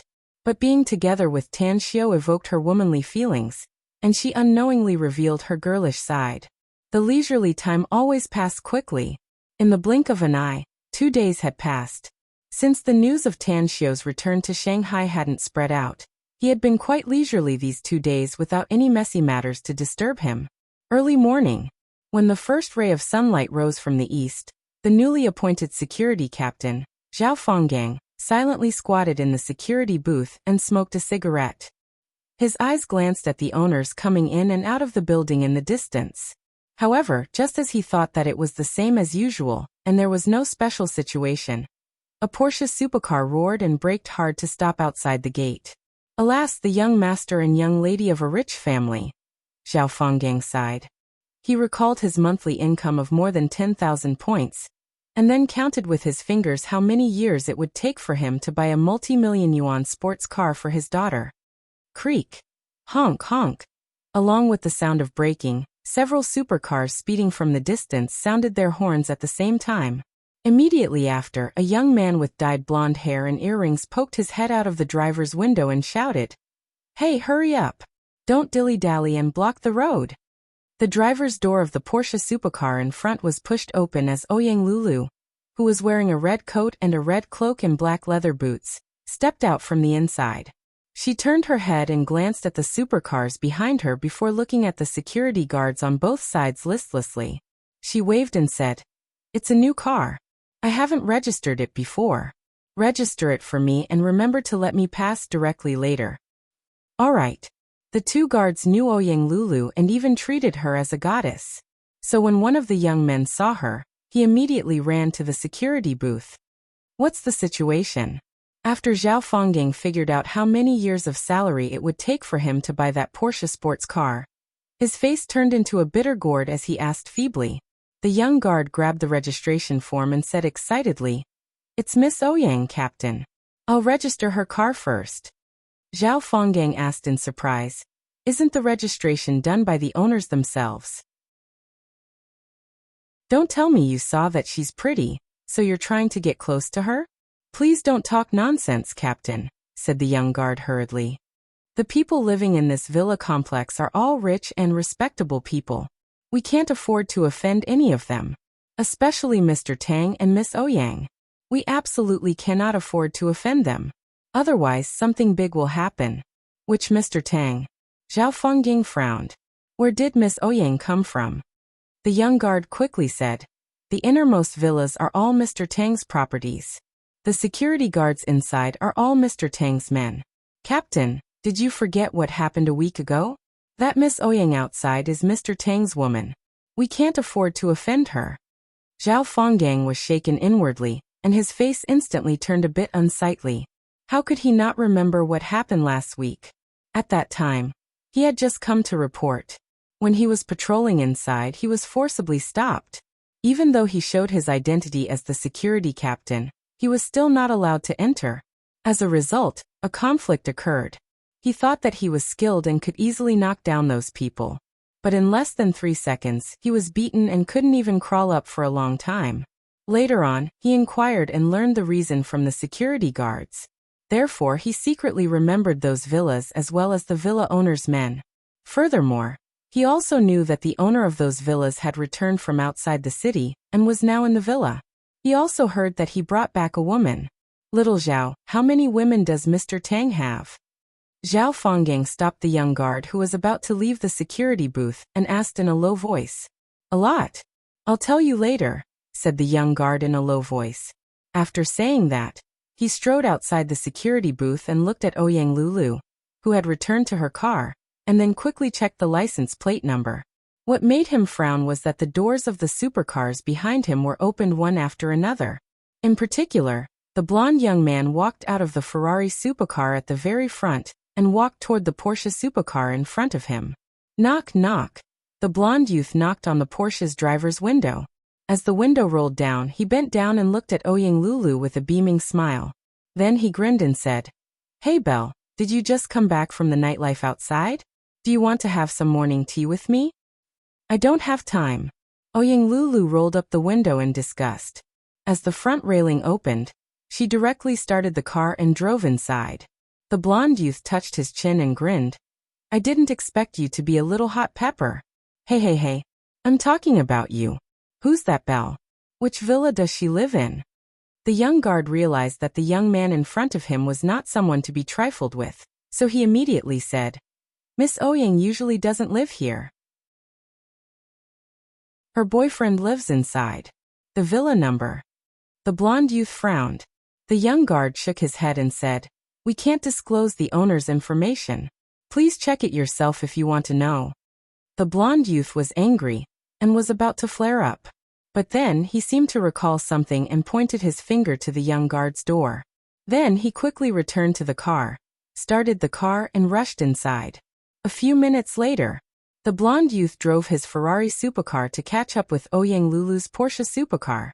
Along with the constant honking sound, just as he drove to villa number 10, 2 middle-aged men in black suits and black ink masks quickly blocked the road. Get the hell out of the way. Are you playing the Matrix? You're an eyesore coming out so early in the morning. The blonde youth poked his head out and cursed. One of the middle-aged men coldly said, You're the culprit, so I'll spare you this time. But keep your mouth clean later. There are several villas inside that are private residences, and you're not allowed to enter. Are you fucking sick or what? The blonde youth angrily cursed. I'm the owner of this Blue Star Villa complex, so I can go wherever I want. Get the hell out of my way, else I'll hit you and kill you. A chilling light flashed in the middle-aged man's eyes. He dashed to the Ferrari's driver's door and forcefully opened it. He directly dragged the blonde youth out and slapped him several times in the face, making him dizzy and disoriented, and then kicked him out. What a cheap mouth. You're asking for a beating. The blonde youth slumped to the ground and felt like he was seeing stars. 3 youths aggressively rushed out of the 2 supercars behind. 2 of them went to help the blonde youth, while the other pointed at the middle-aged man and cursed. Where the fuck did you come from? How dare you fight here? Believe it or not, I'll find dozens of people to cripple you. Fuck off. The middle-aged man waved his hand as though he was shooing away flies, not taking the youth's threat seriously. On the villa's balcony, Tan Xiu slowly opened his eyes. His keen hearing allowed him to hear the sounds outside. However, when he saw Ouyang Lulu coming out of the Porsche outside, he couldn't help but roll his eyes. He had a lot of women around him, but the most annoying one was Ouyang Lulu. If it wasn't for him turning off his cell phone or putting it in his interspatial ring, he would have received at least 1 call and several text messages from her almost every day. Shit, I put my cell phone in my interspatial ring. I haven't received any calls for 2 days. I'm afraid she's calling me. What a headache. I didn't tell her when I came back. She'll definitely flip out later. Tan Xiu suddenly got a headache thinking about it. What made him feel helpless was that Mu Weining was still lying on the big bed in the bedroom. She was too tired last night and hadn't gotten up yet. If Ouyang Lulu were to see her like this, she would probably flip out even more. He silently shook his head and got up to go back to the bedroom. He saw Mu Weiniang still sleeping soundly, and immediately dressed up. Just as he walked down the stairs, he heard Ouyang Lulu talking to the housekeeper. Lulu. Tan Xiao interrupted their conversation and strode over. Upon seeing Tan Xiao, Ouyang Lulu's eyes suddenly lit up and immediately said with dissatisfaction, "When did you come back to Shanghai? Why didn't you tell me?" "I've been back for 2 days." Tan Xiao said with a smile. "Well, I have some things to do, so I didn't contact you. I was about to contact you, but you came." "Humph, what happened to your cell phone?" Ouyang Lulu snorted. "It wasn't in the service area when I called you. Did you put it in your interspatial ring?" Tan Xiao gave a thumbs up and praised. "My parents gave birth to me, Lulu. I'm starting to wonder if you're a roundworm in my stomach." Ouyang Lulu was very satisfied with Tang Xiao's reply. She rolled her eyes at Tang Xiao and skillfully held his shoulder as she hummed with a smile. "You're the roundworm, aren't you? I don't care. Now that you're back and caught by me, you must accompany me to go out and play." Tan Xiao let out a faint smile. As the housekeeper left, he nodded and said, "Since you want to go out and play, then let's go shopping. In any case, there's nothing else to do today. We'll eat, go shopping, and watch a movie. You can choose whatever you want." "All right." Ouyang Lulu finally let out a bright smile and nearly pulled Tan Xiao to run outside. Chapter 1098. Outside the courtyard. Tan Xiao looked at the Porsche supercar in front of him and helplessly said, "Isn't it too high profile to drive this car out? I'm a celebrity now, shouldn't we pay attention to it? What's there to be dissatisfied with such a nice car and a beautiful woman?" Ouyang Lulu giggled. "Besides, you're still young, and being young means you need to be passionate. Let's go. You drive and I'll sit on the front seat." "All right." Tan Xiao wanted to leave as soon as possible to avoid trouble when Mu Weiniang woke up. Therefore, he directly sat on the driver's seat and closed the door. He started the car and headed outside. However, although the road ahead was very wide, it was blocked by 3 supercars. "What's going on?" Tan Xiao lowered the window and asked. The middle-aged man respectfully stepped forward and said, "Boss, these punks wanted to make trouble inside, but we stopped them. Inform the security guards outside to throw them out directly." Tan Xiao waved his hand. "Ah, that's right. Kong Xia called me some time ago and told me about the matter here. Since we've bought all the villas here, we must do a good job in security, but let them go if they want to go inside. The road belongs to everyone, so don't bother with them as long as they don't attack the villa's courtyard." "Understood." The middle-aged man respectfully nodded. At this moment, the blonde youth had crawled up from the ground and glared at Tan Xiao as though he wanted to devour him. Upon hearing Tan Xiao's words, he immediately angrily shouted, "Get down here, punk! Your dog just randomly bit people. You must give me an explanation today, else we won't let this matter go." Tan Xiao couldn't help laughing and said, "Hey, we're all adults, can you not be so childish? Also, you look like you're all from wealthy families, right? You should have received 9 years of compulsory education, right? Can't you have some quality? Don't curse people so easily. That will lower your status." The blonde youth's expression stagnated. Then his face twisted and he angrily said, "What does it have to do with you whether I have quality or not? This villa district doesn't belong to your family, but you're so arrogant and despotic. You blocked our way, and your subordinates even beat us up. Isn't this your fault?" Tan Xiao sighed inwardly. He opened the door and stood in front of the blonde youth. With a deep bow, Tan Xiao said with a sincere expression, "I apologize for my men's recklessness. I hope you can forgive them. After all, they are just doing their duty." The blonde youth never dreamed that Tan Xiao would make such a move. Originally, he wanted to use this as an excuse to attack, but now he was at a loss. Beside him, a young man shouted angrily, "Do you think a casual apology is enough to let the matter rest? How can there be such a good thing in this world?" Tan Xiao asked, "Can't I apologize? What else do you want?" The young man sneered and said, "Compensation, medical fees, nutrition fees, mental damage fees, loss of working time. Don't you have money? Can't you buy a few villas here? We won't extort money from you. 1 million is enough. With a strange expression, Tan Xiu asked, Is 1 million really enough? Of course. The young man sneered. Tan Xiu turned to the middle-aged man and lightly said, You have 20 minutes to put 1 million cash in front of me. Well, there's a good coffee shop nearby. Just send the money there. Understood. The middle-aged man immediately ran to the distance after hearing it. Tan Xiu looked at the 4 youths in front of him and smilingly said, Gentlemen, since you want the compensation money, why don't you come with me to the coffee shop nearby? I've been bored lately, so you can accompany me to chat. The blonde youth glanced at the Porsche. When he saw Ouyang Lulu in the front passenger seat, he subconsciously covered his cheek. After pondering for a moment, he sneered and said, Let's go. Don't tell me we're afraid of you. Tan Xiu squinted his eyes. He returned to the car and directly drove out of the villa complex. Shortly after, the 4 supercars stopped outside the coffee shop. After Tan Xiu entered the coffee shop with Ouyang Lulu, they went straight to a quiet corner. The 4 youths also followed them. Lulu, I want to ask you something. After taking a seat, Tan Xiu asked with a smile. What is it? Asked Ouyang Lulu curiously. Do you know where there's an abandoned factory? Asked Tan Xiu. It's best if it's a large and desolate place. Ouyang Lulu thought for a while before shaking her head and said, I really don't know. Shanghai is a place that's being developed everywhere. According to what you said, I'm afraid I'll have to go outside Shanghai to find it. That's right, Changshi City. I remember that it's a very desolate place at the junction of Shanghai and Changshi City.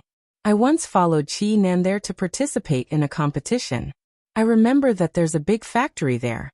I was curious at that time, so I asked Qi Nan about it. She told me that it's an abandoned industrial zone. Take me there a few days later when I'm free. Tan Xiu nodded. What are you going to do with such a place? Asked Ouyang Lulu. I'm going to refine tools, answered Tan Xiu. Ouyang Lulu nodded. As she was about to speak, she suddenly heard a ringtone from Tan Xiu's pocket. Tan Xiu stared blankly for a moment.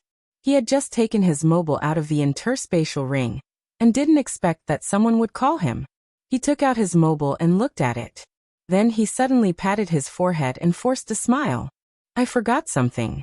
After saying that, he pressed the answer button and Li Kai's voice came out. Is that you, Divine Dr. Tang? Yeah, it's me, said Tan Xiu. Have you arrived? Asked Tang Xiu. We arrived in Shanghai yesterday afternoon. I tried to call you, but your mobile couldn't get through, said Li Kai. Can we go to you now, Divine Dr. Tang? Where are you now? Asked Tan Xiu. I'm in the Blue Starfish Mansion, answered Li Kai. Tan Xiu thought for a moment and said, Send me the specific address. I'll be there later. Let's talk about it when we meet. All right. Sorry to trouble you, Divine Dr. Tang, said Li Kai excitedly. After hanging up the phone, Tan Xiu looked at Ouyang Lulu and asked, Where's the Blue Starfish Mansion? Before Ouyang Lulu could answer, the blonde youth sitting not far away showed a disdainful look and mocked. I thought you were a very powerful person. I didn't expect that you don't even know about the Blue Starfish Mansion. It seems that the world of the upper class is not something a bumpkin like you can understand. Tan Xiu glanced at him indifferently, and then shifted his eyes to Ouyang Lulu. Ouyang Lulu slapped the table and angrily glared at the blonde youth. Don't talk nonsense here, else I'll slap your face so hard that your mother won't be able to recognize you. The blonde youth originally wanted to strike Tan Xiu in front of Ouyang Lulu to prove his excellence, but he didn't expect that Ouyang Lulu would fly into a rage. His expression immediately turned ugly. He fiercely glared at Tan Xiu and lowered his tone. You coward who hides behind a woman. You'll know soon whether I'm a coward or not, Lulu, said Tan Xiu indifferently. Don't be in a hurry to deal with them, Lulu. Upon hearing it, Ouyang Lulu immediately understood Tan Xiu's thoughts. She didn't understand why Tan Xiu wanted to compensate them 1 million yuan, and even brought them here. But now she understood that Tan Xiu was waiting to give them the money, and then make them pay the price for their arrogance. The Blue Starfish Mansion is located on the coastline in the southeast of Shanghai. It's the top resort in Shanghai, faintly more upscale than the Paradise Manor. Further, you'll need to drive your car to the Bay Port and then take a boat there, said Ouyang Lulu. Tan Xiao nodded, got up and said, let's go there first. The blonde youth got up and sneered. What? Looking for an excuse to run away? Let me tell you something. I must get the 1 million yuan compensation today. You'll get the money, but I'm in a hurry now, so I don't have time to accompany you, said Tan Xiao. If you want to stay here and wait, I'll send someone to deliver the money to you. If you don't want to wait here, you can also go to the Blue Starfish Mansion with me. I'll send someone to deliver the money there directly.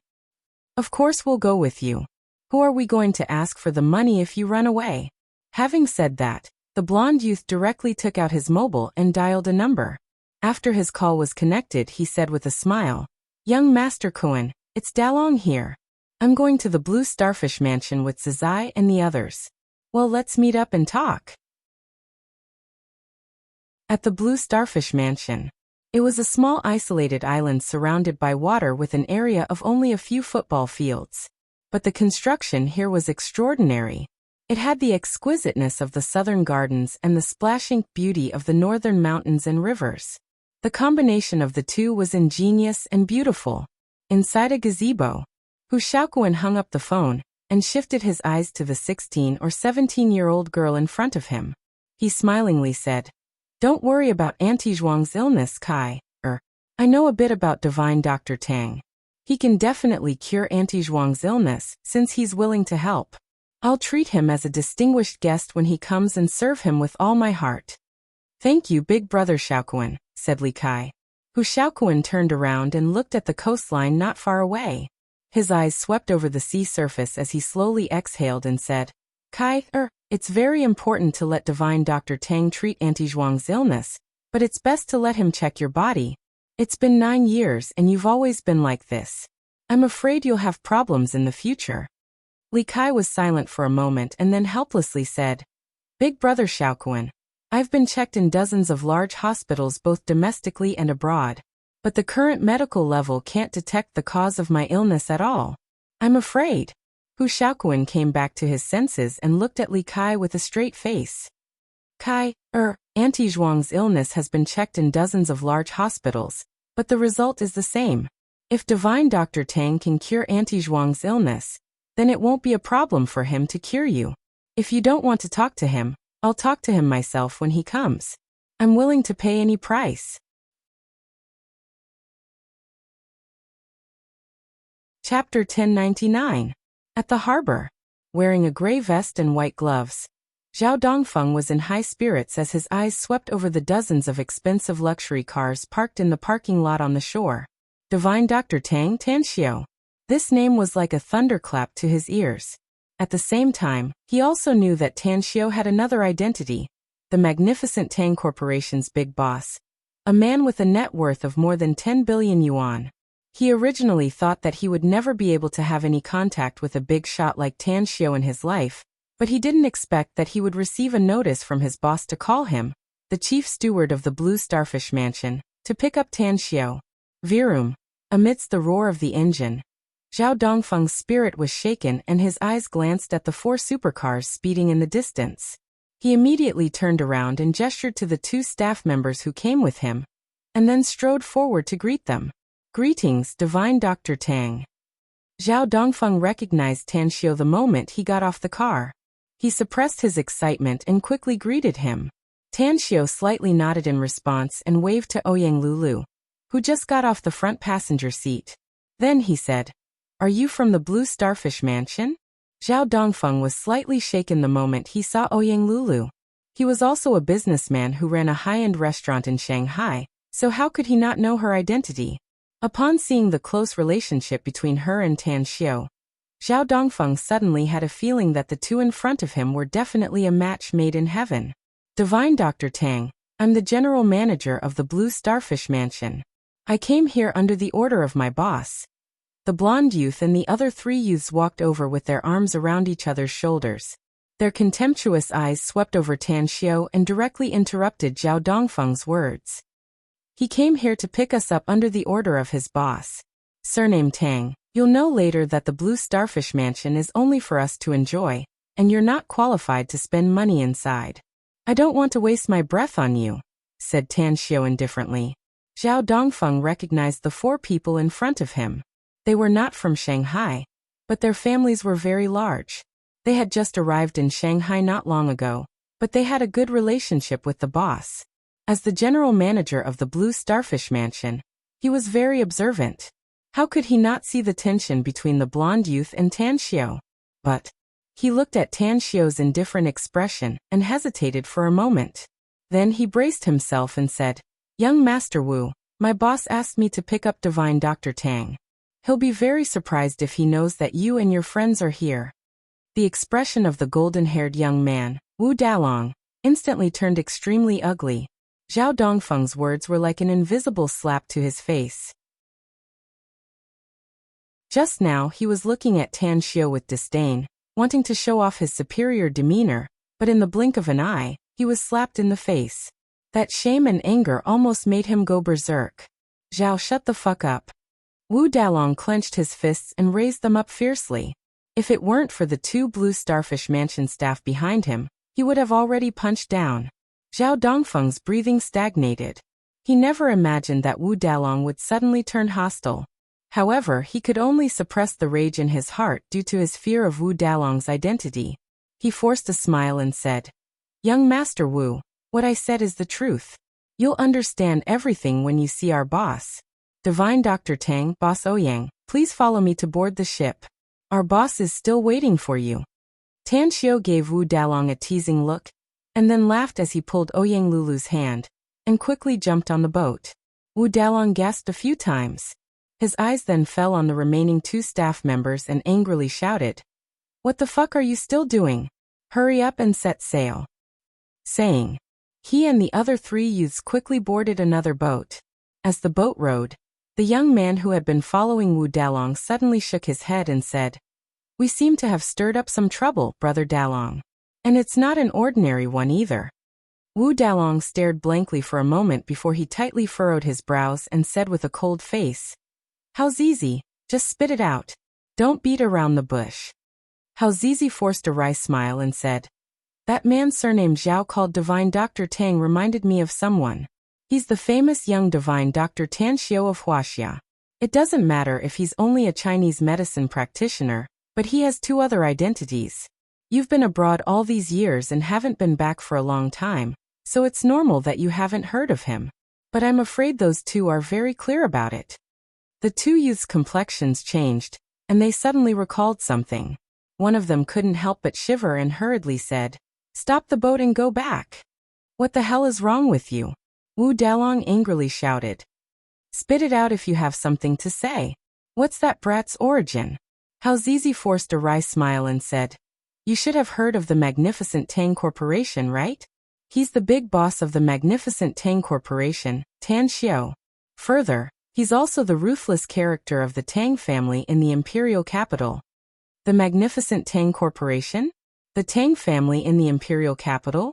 Wu Dalong's pupils shrunk and a horrified expression burst out from his eyes. It wouldn't have shocked him if Tan Xiao was only the big boss of the Magnificent Tang Corporation. But the Tang family in the imperial capital was like a bomb thrown into his heart, setting off stormy waves. But now, which family was the strongest among the big families in the entire Wuxia? Which one had the most imposing momentum? It was undoubtedly the Tang family in the imperial capital, because even the Yao family, a super family in the imperial capital, was annihilated by the Tang family. Wu Dalong's complexion turned extremely pale. He stared at Hao Zizi and asked, "Is what you said true? That brat, is he really a descendant of the Tang family?" "It should be true." Hao Zizi nodded and said, "A friend of mine went to the imperial capital some time ago to attend the 80th birthday of the Tang family's old patriarch, and saw Tan Xiao of the Tang family there. I even learned from my friend that Tan Xiao should be the future successor of the Tang family." His Wu Dalong couldn't help but gasp. As a descendant of a big family, he was naturally aware of the gap between the status of an ordinary descendant of the Tang family and the future successor. It might be a bit troublesome if they provoked an ordinary descendant of the Tang family, but it could still be solved. But if that surname Tang was really the future successor of the Tang family, then the matter would be very troublesome. Perhaps, a small conflict could implicate their entire family and bring them down with bad luck. What should I do? Wu Dalong's mind raced. In just a few seconds, his complexion changed in a variety of colors. Finally, he gritted his teeth and said, "Let's go back." Quickly, the four of them hurried back to the shore and looked at Tan Xiao and Ouyang Lulu, who had already landed on the opposite side. Wu Dalong was silent for a moment and then said, "Zizi, I need you to do something." "What is it?" Hao Zizi asked. "The four of us will each take out 10 million yuan as an apology. You'll send it to Tan Xiao," said Wu Dalong. "Also, tell him that I've been badly beaten. I coughed up blood on the boat and was sent to the hospital for treatment. Also, tell him that I suddenly realized that I was a bit arrogant before, and now I'm very regretful. Tell him that I want you to convey my apology to him." This, Hao Zizi recalled Tan Xiao's identity. He didn't want to face Tan Xiao anymore. If he were to get angry again, he was afraid that he would be in big trouble. However, he didn't dare to disobey Wu Dalong's words. Even if his family had some power, it was still not on par with the Wu family. If he were to refuse Wu Dalong and make the latter hate him, it would be very difficult for him to live in the future. Wu Dalong frowned and said in a deep voice, "What? You don't want to go?" Hao Zizi hurriedly said, "I'll go. I'll pay for it. I'm the one who caused this matter after all." Wu Dalong shook his head. "I've already implicated you by making each of you pay 10 million yuan. However, this matter cannot be replaced because it represents the attitude of the four of us." Hao Zizi felt relieved. In fact, he was a bit apprehensive when he said that he would pay for it because he didn't have that much money at hand. If Wu Dalong really agreed to pay for it himself, he would probably have to borrow money. On the isolated island, at the landing point of the Blue Starfish Mansion, Tan Xiao and Ouyang Lulu had just disembarked when they saw a man and a woman coming from the distance. The man was handsome and looked to be about 24 or 25 years old, while the woman looked to be about 15 or 16 years old with delicate features. Tan Xiao recognized the girl at first glance. She was Li Kai, the one he had a video call with, and the one he came to see this time. Divine Dr. Tang. Li Kai came to Tan Xiao with a very respectful attitude and hurriedly bowed to greet him. "Where's your mother?" Tan Xiao slightly nodded and asked. Hu Xiaoquan, who was next to Li Kai, was at a loss whether he had to cry or laugh. Although he had never seen Tan Xiao, he knew Tan Xiao's identity.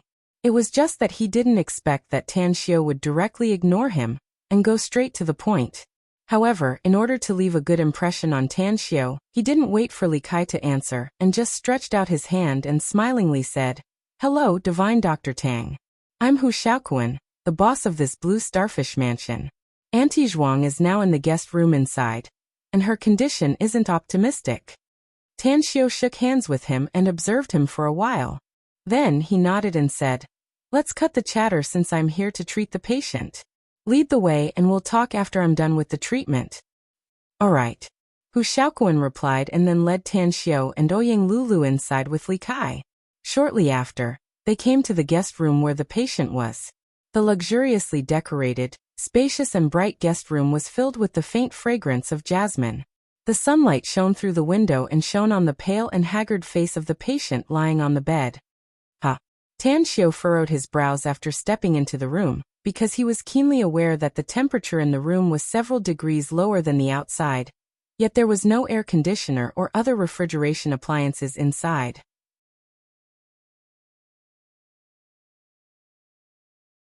Chapter 1100.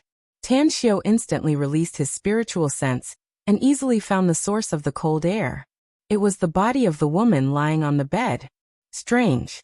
Tan Xiao muttered and went straight to the bed.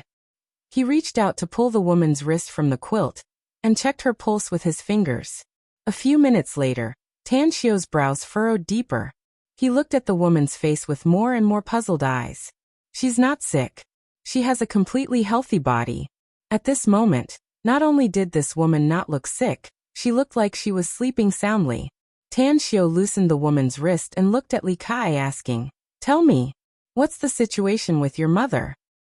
I don't know what happened to my mother, Divine Dr. Tang. Li Kai shook her head. She's been in a coma for several months. Her life has been hanging by the nutrition needles. Did anything happen to her before she fell into a coma? Asked Tan Xiao. Li Kai thought for a while and said, something happened. My mother had nightmares all day long before she fell into a coma. She almost never had a good sleep. Even when she woke up, she was in a trance and kept muttering blood. I asked her about it, but she ignored me. Blood? Tan Xiao seemed to realize something. His hands formed a seal and instantly hit the woman's glabella. A few seconds later, Tan Xiao's body shook. A terrifying force struck him, causing him to retreat 3 steps and spurt out a mouthful of blood. Tan Xiao. Ouyang Lulu's pupils shrunk. She dashed to Tan Xiao's front and supported his arm. Tan Xiao raised his hand to wipe the bloodstain on his lips. His expression turned particularly solemn as he silently shook his head. He then walked back to the bedside, and his eyes fell on the woman's body. At this moment, his expression was a bit complicated. He wanted to turn around and leave, but he didn't have the heart to do so. Li Kai was startled by Tan Xiao's situation and hurriedly asked, Are you all right, Divine Dr. Tang? What happened to my mother? Tan Xiao pondered for a moment and asked, Who else is in your family? What about your father? Li Kai opened her mouth and her expression darkened. Hu Xiaoquan patted Li Kai's shoulder and forced a smile. Divine Dr. Tang, Li Kai's life experience is very pitiful. Her father passed away in an accident when she was 7 years old, and her parents were orphans, so Aunt Zhuang and Kai have always depended on each other. As expected, Tan Xiao faintly sighed and walked toward the door saying, Boss Hu, please help me find a quiet room. There are some things that I need to discuss with Li Kai. All right. Hu Xiaoquan led them to the next room and personally brewed a pot of tea. After pouring it for Tan Xiao, he said, Can you tell us about Aunt Zhuang's situation now, Divine Dr. Tang? Tan Xiao looked up at him and sighed. If my guess is correct, Li Kai should be more than 15 or 16 years old. Moreover, Boss Hu, you've been tainted by karma. I'm afraid you only have 6 days left to live. In addition, in these 2 to 3 days, anyone who comes into contact with the patient will have bad luck, and unpredictable things will happen. Hu Xiaoquan's complexion changed and fear rose inside his heart. He didn't expect Tan Xiao to be able to guess Li Kai's situation. After a moment of silence, he asked in a deep voice, What do you mean by that, Divine Dr. Tang?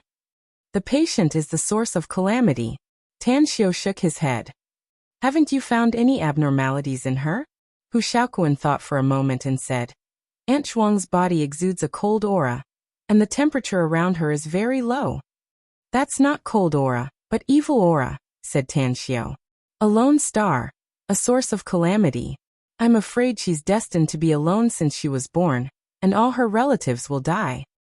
Please pay attention to your words, Divine Dr. Tang, said Hu Xiaoquan angrily. We invited a Chinese medicine practitioner to treat Aunt Zhuang, not some charlatan. Only the combination of medical arts and mystical arts can perfectly display medical skills, said Tan Xiao. The reason why I'm called a divine doctor is precisely because of my understanding of mystical arts. You've taken the patient to a lot of large hospitals for an examination, so you should be very clear about her condition. The current medical science can't detect her problem at all.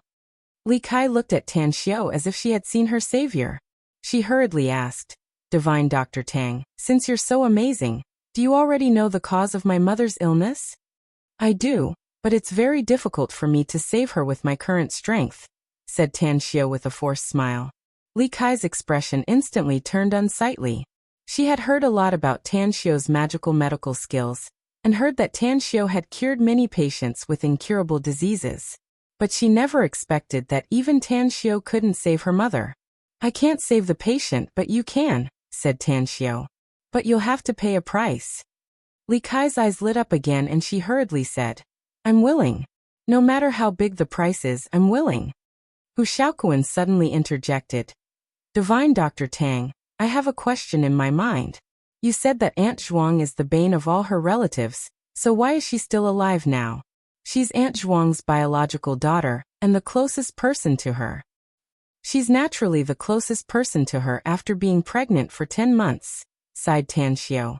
But it's precisely because of this that there's a special force in Li Kai's body that can offset the influence of her evil karma. The sins of her previous life must be repaid in this life. To be honest, I'm very curious now. What exactly did the patient do in her previous life that even the heavenly Tao and the 6 paths of reincarnation can't erase her evil karma? You said that Aunt Zhuang's illness is because of the sins she committed in her previous life? Asked Hu Xiaoquan with a strange expression. Isn't this too inconceivable? Tan Xiao looked at Li Kai and asked, would you like to let me see what your mother did in her previous life that caused her to suffer such evil karma in this life? Li Kai hesitated and curiously asked, Divine Dr. Tang, can you see what my mother did in her previous life? How is this possible? I naturally have my own methods, said Tan Xiao. But I need to tell you in advance that I'll also see the experiences of the patient's current life when I probe into her past life. Of course, it'll be of great help to her treatment if we can figure out the cause and effect of her illness. Li Kai turned to look at Hu Xiaoquan with an inquiring look. Hu Xiaoquan thought for a while and said with a solemn face, the most important thing now is Aunt Zhuang's illness, Divine Dr. Tang. We can agree as long as it can help with her treatment. All of you stay here. Tan Xiao nodded slightly. Quickly, he returned to the room where Aunt Zhuang was and set up a soul-capturing array in the room. His present strength was progressing rapidly and was comparable to a nascent soul stage powerhouse, so he could also cast some spells and divine abilities. Soul capturing and probing karma. An ordinary nascent soul cultivator wouldn't be able to do it. Even an ordinary immortal wouldn't be able to do it. But he could. After all, he was once a supreme in the immortal world, and had all kinds of mysterious and unfathomable abilities in his memory. As the array was set up, Tan Xiao cast an art, and a wisp of his spiritual sense instantly entered Aunt Zhuang's body and integrated into her sea of consciousness. Boom! In just a short moment, Tan Xiao's wisp of spiritual sense entered Aunt Zhuang's sea of consciousness. As Aunt Zhuang's memories of this life were constantly seen by Tan Xiao, he felt a strong sense of sympathy for her. It was because Aunt Zhuang's experience was too pitiful and the evil karma she suffered in her previous life was too powerful. Karma.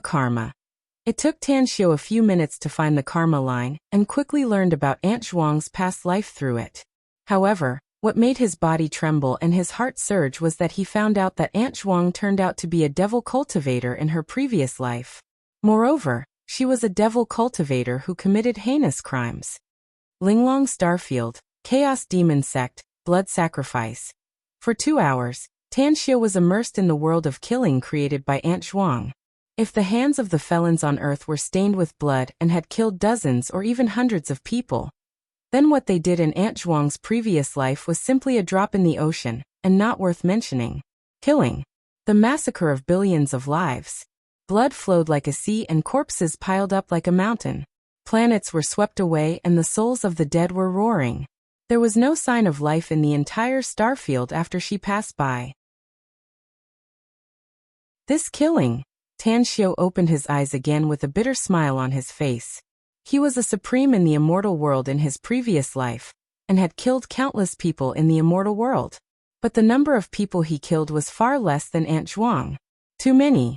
It was so many that it made one's hair stand on end. Tan Xiao looked at Aunt Zhuang's pale face and shook his head helplessly. If you didn't meet me, you'd have to go through 9 reincarnations to be able to wash away the evil karma on your body. And that's under the premise that your soul hasn't dissipated in the reincarnation. Immortals will create some evil karma when they kill people, but they also have a way to eliminate it. But you don't. Instead, you keep accumulating evil karma, and even try to use it to strengthen yourself.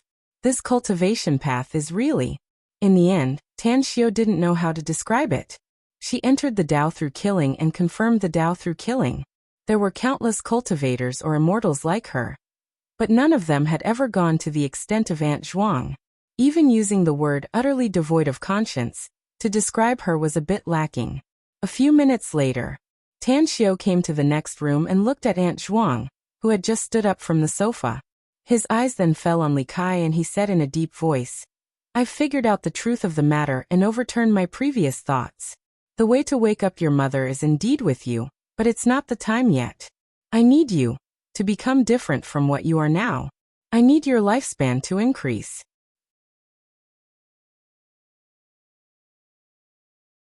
Chapter 1101. Increase lifespan? Li Kai stared at Tan Xiao dumbfounded. She simply couldn't believe her ears. Hu Shaoquan at her side was even more dumbfounded. He looked at Tan Xiao as though he was looking at a swindling swindler. Furthermore, this swindler acted as though it was real. You heard it right. It's to increase your lifespan. Tan Xiao nodded. Otherwise, you won't have many days left to live even if you can cure your mother. BM. As soon as Tan Xiao's words faded away, Hu Shaoquan slapped the table and got up, glaring at Tan Xiao. Divine Dr. Tang, I respect your Chinese medicine profession very much. I also admire you for being able to establish such a big company like the magnificent Tang Corporation at such a young age. Even if you're from the Tang family in the imperial capital, I still have to say this today. Please don't talk nonsense and joke about Aunt Zhuang's illness. Tan Xiao was silent for a moment. A wry smile then appeared on his handsome face. He could understand Hu Shaoquan's thoughts. After all, Hu Shaoquan was just an ordinary person. He didn't know that people like him existed in this world, nor did he know that he had supernatural powers that could penetrate the heavens and earth. Explanation? He didn't think it was necessary. He was a doctor and had his own treatment method. Since he didn't believe it, then he could only see Li Kai's choice. If she also chose not to believe it, then there was nothing he could do about it. That damned woman surnamed Zhuang could only perish. Therefore Tan Xiao's eyes fell on Li Kai's face. Li Kai was a bit hesitant inside. But after a few seconds, the hesitation disappeared without a trace. She somewhat believed in the matter of increasing lifespan, because she felt that there were countless magical things in the world. It was very likely that Tan Xiao had mastered this method. Furthermore, this trust was not blind, because her own body was also an example that couldn't be explained by science. There was also her mother, a living person whose body temperature was measured by a thermometer, and the result was 36.5 degrees. Yet, the chill emanating from her body had puzzled countless medical experts. I believe you, Divine Dr. Tang. Li Kai's eyes flickered with an inexplicable splendor as she spoke slowly. Hu Shaoquan's expression changed and he angrily shouted, Divine Dr. Tang was just joking with you, Kai. Who in this world can increase the lifespan of others? Even if it can allow others to live longer, it's nothing more than taking good care of their health. Boss Hu, the patient's family member is Li Kai.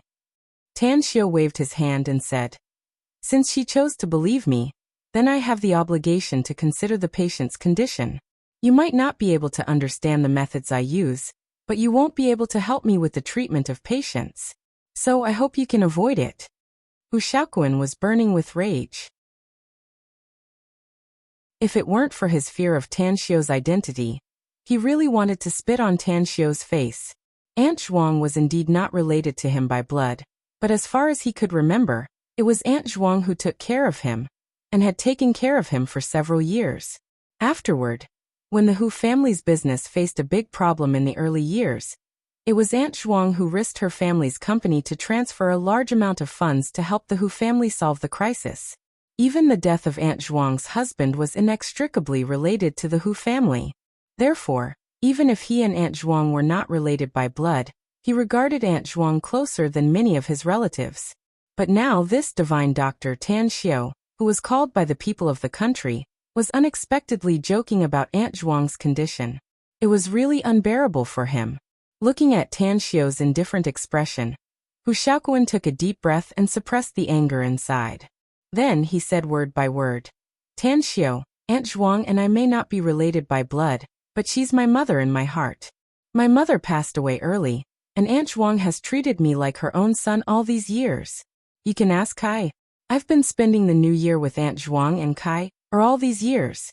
Even my grandpa and father sometimes send people to bring Aunt Zhuang and Kai home. I wouldn't have explained it to anyone else.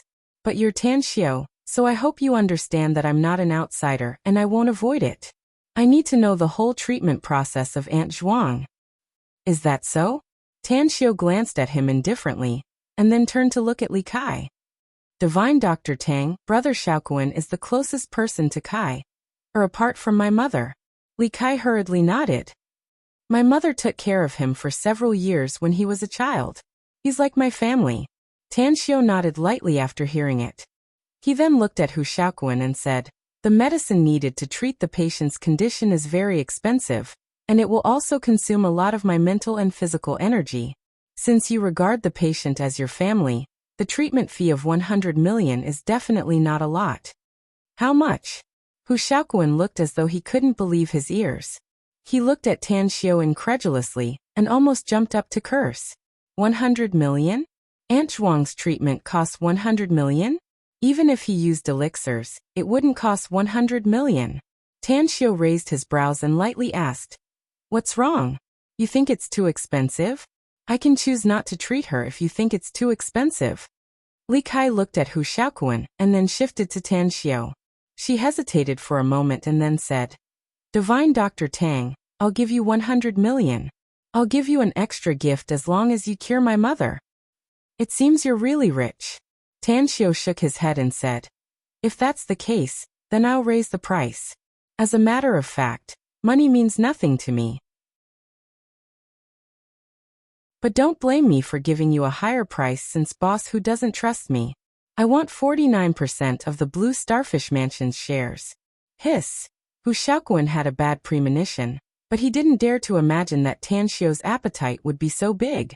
49% of the Blue Starfish Mansion's shares?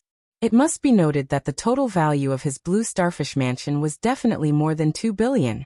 Yet he actually, Li Kai was silent for a few seconds and then slowly said, Divine Dr. Tang, my family's total assets are 3.6 billion. I've learned about it some time ago.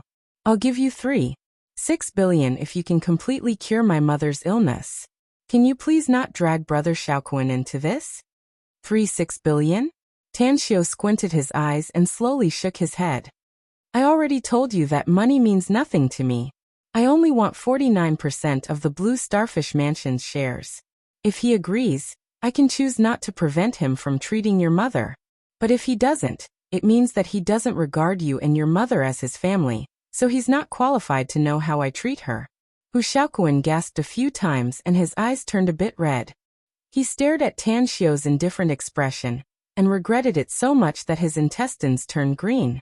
He wouldn't have doubted him if he had known earlier. Didn't he boast that he could increase people's lifespan? Didn't he say that he had a way to treat Aunt Zhuang? Then let him treat her. It wouldn't be too late for him to flip out if he couldn't.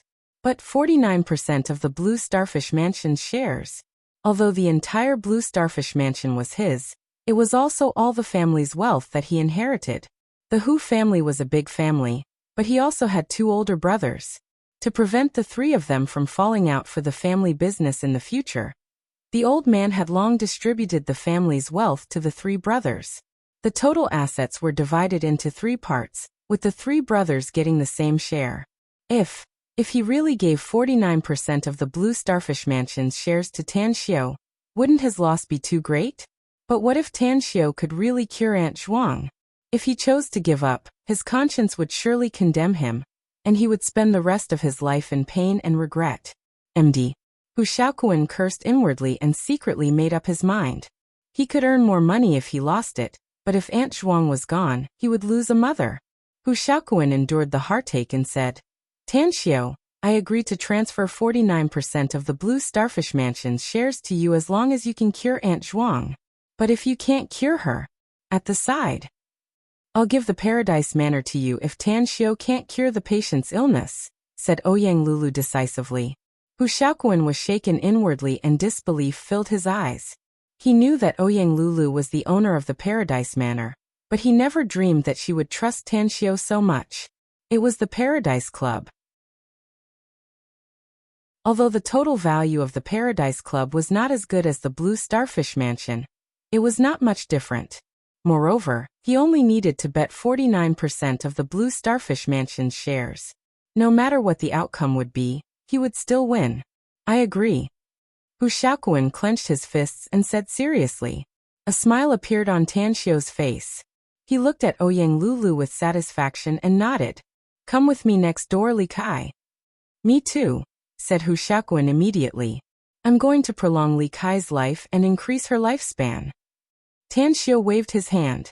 It's impossible for outsiders to know about this method, so you can't follow me. But you can be present when I'm treating the patient. Hu Shaoquan pondered for a moment and silently nodded. Shortly after, only Hu Shaoquan and Ouyang Lulu were left in the room. Hu Shaoquan once admired Ouyang Lulu's beauty and temperament, and even had the idea to pursue her. But due to Aunt Zhuang's illness, he had been helping to contact major hospitals around the world, so he didn't have much time to pursue her, and thus delayed his pursuit. But now, this famous flower already belonged to someone he couldn't afford to provoke. Hence, he could only sigh inwardly and silently give up. Hu Shaoquan looked at Ouyang Lulu's stunning face and slowly said, Miss Ouyang, I know you and Tan Xiu are lovers. But is it worth it to use the paradise manner to please him? Ouyang Lulu shrugged her shoulders, and a smile appeared on the corner of her mouth. I didn't use the paradise manner to please him. If using the paradise manner can please him, then I'm willing to throw it to him immediately, and let him do whatever he wants with it.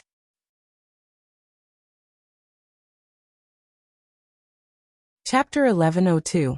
Hu Shaoquan's expression slightly changed. He looked at the smiling Ouyang Lulu and furrowed his brows, discontentedly saying, You obviously just. Ouyang Lulu interrupted him and smilingly said, I know what you're thinking, Hu Shaoquan. The reason why I said that I didn't use the paradise manner to please him is because I have absolute confidence in him. Of course, from the bottom of my heart, I do hope that he loses paradise manner. That way, I can shamelessly ask him to support me in the future. Hu Shaoquan's brows loosened a lot. He shook his head and sighed. I really feel pity for you. The paradise manor's annual profit should be enough for you to spend. Why do you want to give your life to a man to support you? I understand that Tan Xiu has an extraordinary identity, but don't you think it's more dignified to spend the money you earned? Ouyang Lulu couldn't help laughing and said, I finally understand what Tan Xiu said before. People from different worlds are really hard to have a common language. Hu Shaoquan, do you think you really understand Tan Xiu just because you know something about him? Anyways, let's not talk about these meaningless things. I'm sure you'll understand something after Tan Xiu treats the patient. Hu Shaoquan didn't speak again. He really sympathized with Ouyang Lulu at the moment. It was said that women in love would have 0 IQ. He didn't believe it before, but now he had seen it with his own eyes. Blind trust. Treating her as a god. It was no different from a love-struck fool. In the next room, Tan Xiu walked to the table and quickly wrote a cultivation technique after sitting down. But he didn't immediately hand it over to Li Kai and instead spoke with a profound meaning. What do you think Hu Shaoquan is thinking when he just promised me 49% of the Blue Starfish Mansion's shares? Li Kai was silent for a few seconds and then slowly said, There's no need to doubt Big Brother Shaoquan's character, especially toward me and my mom. I know what he wants me to think. He's thinking that he'll lose 49% of the Blue Starfish Mansion's shares, and will ask me for 3.6 billion as compensation. But I'm telling you he'll never do that. I believe in him. Tan Xiu smiled and said, What if I really cure your mother? If you can cure my mother, I'll give the 3.6 billion yuan to Brother Shaoquan to make up for his loss, said Li Kai. Giving him a thumbs up, Tan Xiu praised. Hu Shaoquan may be furious, but the fact that he agreed to exchange 49% of the Blue Starfish Mansion's shares for your mother's life is enough to prove that he's a good man. And your trust in him, let me see the sincerity of the two of you. Don't worry. Even if I cure your mother's illness, I won't take his 49% shares of Blue Starfish Mansion. However, the treatment fee of 100 million cannot be reduced. After all, the medicine I'm going to use is very expensive. Li Kai's eyes lit up and she said with a sincere smile, Divine Dr. Tang, you're really a legendary good doctor. Now I am even more convinced that you can cure my mother's illness. Tan Xiu laughed and said, Stop flattering me. Memorize this cultivation method for me, and then I will teach you some things. Cultivation method? Li Kai curiously took the paper and seriously read it. Then, she asked in amazement, Divine Dr. Tang, You said that this is a cultivation method? What is it? True Qi? Like martial arts experts? Actually, you're very lucky and so is your mother. Tan Xiao sighed. I'm really glad that you can meet me. Do keep in mind that you must never tell anyone else about this cultivation method, not even Hu Xiaoquan, whom you trust very much. Also, I need a promise from you. Li Kai's expression turned serious and she seriously said, Divine Dr. Tang, I'll never teach what you taught me to others. Tell me, what is the promise you want? You must never be an enemy of the Tang family in this life, said Tan Xiao. Also, you must remember that you owe me, which means you owe the Tang family a huge favor. If the Tang family is in trouble in the future, you must do your best to help them once. I, Li Kai, swear that I'll never sit idly by and ignore the Tang family as long as it's within my power, said Li Kai without hesitation. I'll remember your promise, but I promise you that I'll help the Tang family at least 3 times if I have the ability in the future. Tan Xiao was very satisfied with Li Kai's answer and nodded. All right, then I'll teach you the cultivation method first. It took 2 hours for Tan Xiao to teach Li Kai all the content about cultivation. Of course, it was also thanks to Li Kai's intelligence that she had memorized all the true essence circulation routes and acupoints. Take this essence longevity pill, and then try to cultivate according to the cultivation method I'll teach you. Remember, you must concentrate and be single-minded. Tan Xiao took out a essence longevity pill and handed it to Li Kai. Essence longevity pill? Li Kai didn't know much about this pill, but she chose to believe in Tan Xiao at this moment, so she swallowed it without hesitation after receiving it. Ah! A torrent of heat waves rolled down her throat and rushed into her abdomen. Such a magical situation made her unable to restrain herself from crying out. Don't let your imagination run wild. Just do as I told you before, said Tan Xiao in a deep voice. Li Kai hurriedly restrained her thoughts and became focused. Time ticked by. 7 hours later, Li Kai's body suddenly trembled, and she immediately opened her eyes, only to smell a foul stench coming from her body. Tan Xiao took out an essence amassing pill without hesitation and handed it to her, saying, The stench is coming from you, but it's because the impurities in your body have been discharged. I know you like to be clean, but it's not the time to clean your body yet. Take this essence amassing pill, and I'll help you embark on the path of cultivation. Li Kai's cheeks were a bit hot. She didn't expect that she was so dirty and had so many impurities in her body. However, she secretly observed Tan Xiao and found that he didn't look disgusted by her stench.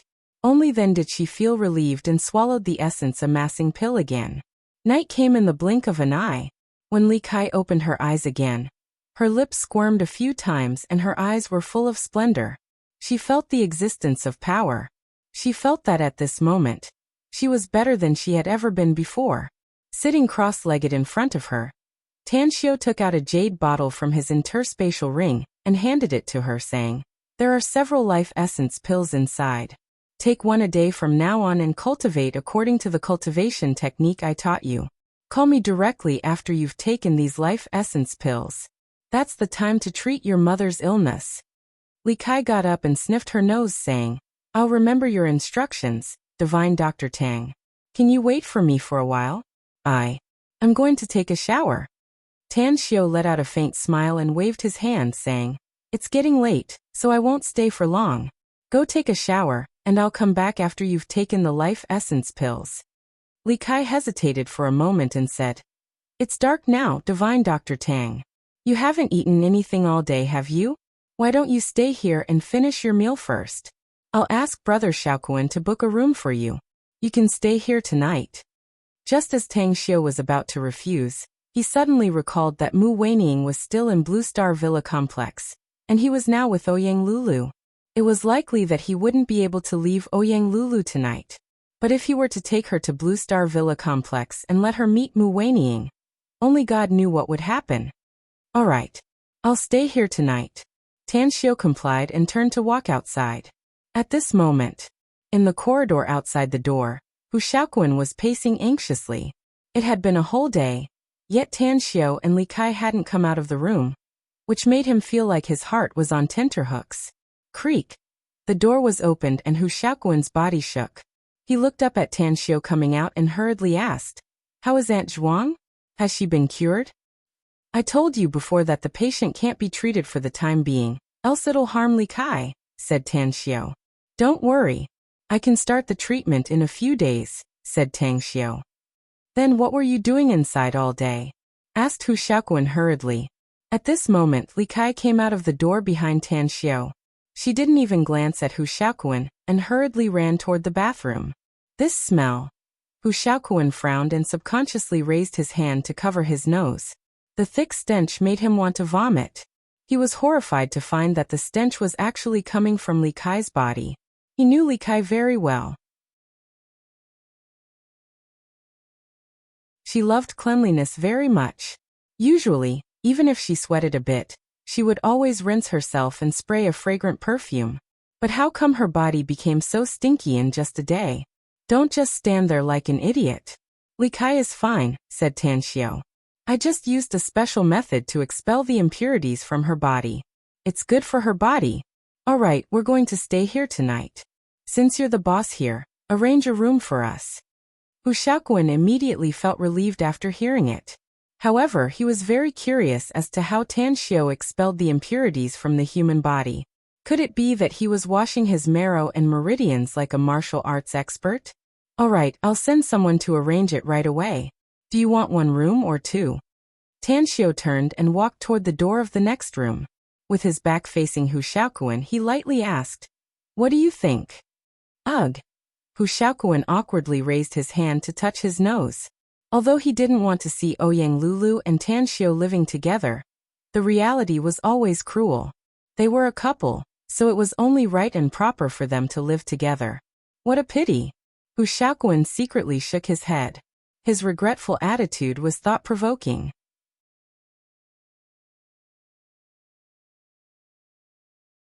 Chapter 1103. Inside a spacious and bright luxurious room, Tan Xiao took a comfortable bath and changed into clean clothes from his interspatial ring. He then looked at Ouyang Lulu, who was sitting lazily on the sofa. A smile outlined on the corner of his mouth as he smilingly said, "Aren't you going to take a bath?" Ouyang Lulu pouted and said with a dissatisfied expression, "We agreed that you would accompany me to go shopping, eat delicacies, and watch movies today. But it was all delayed because of the patient's treatment. This baby is suffering inside and has no motivation to take a bath." Tan Xiao couldn't help laughing and said, "Why are you acting like a child? I'm going to do something serious." All right. I'll accompany you tomorrow, all right?" Ouyang Lulu deliberately showed an aggrieved expression and immediately disappeared. Instead, she jumped up from the sofa and smilingly said, "Then we have an agreement. You can't go back on your words anymore." "All right." Tan Xiao nodded with a smile. As Ouyang Lulu entered the bathroom, the sound of running water came from inside. Tan Xiao took out his mobile and dialed Mu Weiniang's cell number. After the call was connected, he said, "Weiniang, I'm in the Blue Starfish Mansion. I suddenly learned that Li Kai has brought her mother here and they're staying here, so I came to check on the patient's condition. Can you treat her?" Although Mu Weiniang was a bit sad about Tan Xiao's sudden departure, she was still kind-hearted and asked with concern. "I can treat her, but it'll take a lot of effort," said Tan Xiao with a smile. "That's right, it's too late now, so I won't be going back." "Then have a good rest." "I'm afraid I won't have time to accompany you for the next few days," said Mu Weiniang. "I just received a message from the company in the afternoon that there's an important business that I need to attend to." "All right, call me directly after you're done with your business," said Tan Xiao. After hanging up the phone, Tan Xiao felt somewhat apologetic toward Mu Weiniang. But that crazy girl, Ouyang Lulu, was really too difficult to deal with. If he didn't accompany her well, who knew where she would run to find him? However, after getting along with Ouyang Lulu today, he learned that Ouyang Lulu had been very diligent in her cultivation recently. Her cultivation kept soaring and had now broken through to the middle stage of foundation establishment. Medicinal pills are good stuff, but the foundation is very important. Tan Xiao secretly sighed in his heart. Although he knew that his women and subordinates had advanced by leaps and bounds because they had taken a large number of elixirs, he had no choice but to take elixirs in order for them to grow up as quickly as possible. As for their foundations, as long as they broke through to the soul formation stage and entered the immortal realm with them, he would be able to find a way to obtain some immortal spirit liquid from a mystic realm in the immortal realm. Once they consumed it, their unstable foundations would be completely resolved. 10 o'clock at night. The soft crystal lamp illuminated the other room as if it was daytime. After washing up, Li Kai, who exuded a faint fragrance, stood in front of the mirror and constantly observed her skin. When she looked in the mirror after taking a shower, she found that her skin was different from before. If one were to say that his skin was rough in the past, then now it was as smooth as suet. Don't look in the mirror, Kai. Tell me quickly, what did Tanxio do to you? It's only been a day, but you seem to have changed into another person. Not only has your skin become smooth, but you're also 2 or 3 centimeters taller than before, said Hu Xiaoquan, who was sitting on the sofa behind Li Kai. Li Kai turned around and blinked her eyes, asking, "What did you just say, big brother Xiaoquan? You said that I'm 2 or 3 centimeters taller than before." "That's right." Hu Xiaoquan nodded and said, "I just noticed it when we entered the room together. I remember that you only reached my shoulder before, but now you've almost reached my chin. You've grown at least 2 or 3 centimeters taller in just a day, maybe even more." Li Kai gulped down hard, and the splendor in her eyes turned more intense. "Amazing. He's really amazing. Divine Dr. Tang is simply a god. I'm afraid there's no one in this world more amazing than him." Although Hu Xiaoquan was very dissatisfied with Li Kai praising Tanxio in front of him, he had to admit that Tanxio had some means. Such means were simply miracles to him. "Kai, tell me quickly, what did Tanxio do to you?" Li Kai came back to her senses and hesitated for a moment before saying, "I can't tell you, big brother Xiaoquan. I've promised Divine Dr. Tang that I won't tell him. But please believe in Divine Dr. Tang. He's really amazing and can be compared to a celestial immortal. Please don't be angry. I'll tell you something. Divine Dr. Tang has taught me a lot of things. Just the things he taught me are enough for me to call him teacher." Hu Xiaoquan fell into silence. He knew Li Kai's character very well. As long as Li Kai promised someone, she would definitely do it. She had promised Tanxio to keep it a secret, so it was likely that she wouldn't tell him no matter how hard he asked. However, he was still concerned about another matter, so he said, "Kai, I won't ask about what Divine Dr. Tang taught you, but you must answer another question of mine." "What is it?" asked Li Kai. "Divine Dr. Tang said that he can increase your lifespan," said Hu Xiaoquan. "Is it true or not?" Li Kai hesitated for a moment, and then nodded. "It should be true. Big brother Xiaoquan, you also noticed that I'm really different from before, right? The pills Divine Dr. Tang gave me are very magical. Not only can they change my physique, but I even have a faint feeling that I'm like a 15 or 16-year-old, full of vigor and vitality." Hu Xiaoquan's expression changed upon hearing it, and he quickly asked, "Did he say when he can treat Auntie Zhuang?" "Divine Dr. Tang gave me several pills. I think they're called life essence pills," said Li Kai. "He said that I can treat Mom after I finish taking those pills." Hu Xiaoquan thought for a while, and decided to go to see Tanxio himself. So he waved and said, "Have a good rest first, Kai. I'm going to talk to Divine Dr. Tang." "I'll go too," said Li Kai hurriedly. "What are you going to do?" asked Hu Xiaoquan helplessly. "I haven't eaten anything yet. I don't feel hungry at all, but I still have to eat something," said Li Kai. "That's right. Have you arranged someone to deliver food to Divine Dr. Tang? He hasn't eaten anything all day." Hu Xiaoquan stared blankly and immediately patted his forehead after hearing it. He let out a hollow laugh and said, "It's my negligence. I'll arrange it now." As more than a dozen fragrant dishes were delivered to Tanxio's room, Li Kai, who came with them, smilingly said, "Divine Dr. Tang, big sister Ouyang, I've really troubled you today. So I asked big brother Xiaoquan to prepare some dishes. Shall we eat together?" "All right." Ouyang Lulu had a good impression of Li Kai. She threw the white towel she used to wipe her hair to the side, and came over to hold her little hand. "Where's Hu Xiaoquan?" asked Tanxio. "Big brother Xiaoquan was going to come with us. He said he wanted to talk to you," said Li Kai.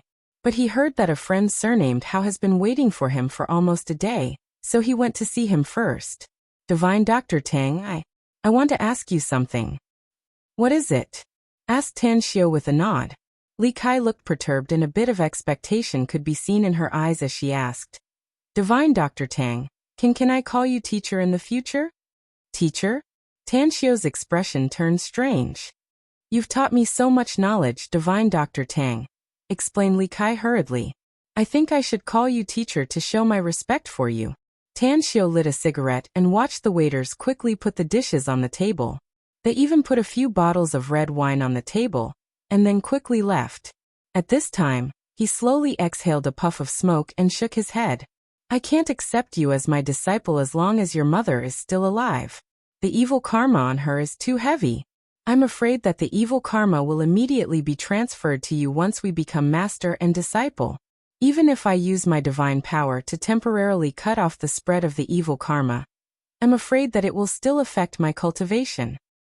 Evil karma? What exactly is evil karma? Asked Li Kai with a puzzled expression. I advise you not to ask too much about it, else it will greatly affect your state of mind, said Tan Xiao with a forced smile. Such an impact will even make it difficult for you to have any achievements in cultivation in the future. Since it's about my mother, then I really want to know, said Li Kai firmly. Divine Dr. Tang, I'm already very lucky to be able to cultivate, so I'm not afraid of how it will affect me in the future. If that's the case, then I'll tell you. Tan Xiao sighed faintly. Your mother committed too many evil deeds in her past life, far beyond my expectations. I have to arrange a feng shui grand array to block the Heavenly Secrets investigation when I treat her, else I'll suffer great harm. Li Kai's pupils shrunk and she hurriedly shook her head. You must be mistaken, Divine Dr. Tang. My mother is kind-hearted and doesn't even dare to hurt a small animal. How could she have committed too many evil deeds? What I'm talking about is what she did in her past life, said Tan Xiao. Like I said before, she was very lucky to meet me, else she would have been affected by evil karma in every reincarnation, and would never have a good ending. Li Kai stared blankly at Tan Xiao and asked, what exactly did my mother do in her past life? She killed people. The number of people she killed exceeded the total number of people on earth, said Tan Xiao in a deep voice. What? Li Kai involuntarily exclaimed with disbelief in her eyes. Although she couldn't determine the total number of people on earth, it was definitely 7 or 8 billion. So the number of people her mother killed in her past life was more than 7 or 8 billion. How was this possible? How could there be so many people in this world for her to kill?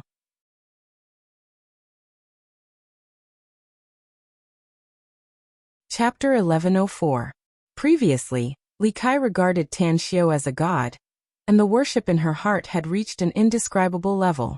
But after hearing Tan Xiao's words, she really couldn't accept it. Even her trust in Tan Xiao was shaken. In her heart, her mother was the kindest woman in the world and would never kill anyone, let alone kill 7 or 8 billion people. You must be mistaken, Divine Dr. Tang. Tan Xiao shook his head and said, I can't reveal too many secrets of the heavens, but I can tell you a few simple things. Your mother was a cultivator in her past life and eventually became a monstrous she-devil. Her past life wasn't in this world, but I can see the scene of blood flowing like a sea and corpses piling up like a mountain through her memories. A cultivator? A she-devil? Li Kai was so anxious that tears began to swirl in her eyes. She desperately shook her head and said, Impossible. It's absolutely impossible. My mother, Everyone has their own destiny. You've already started cultivating.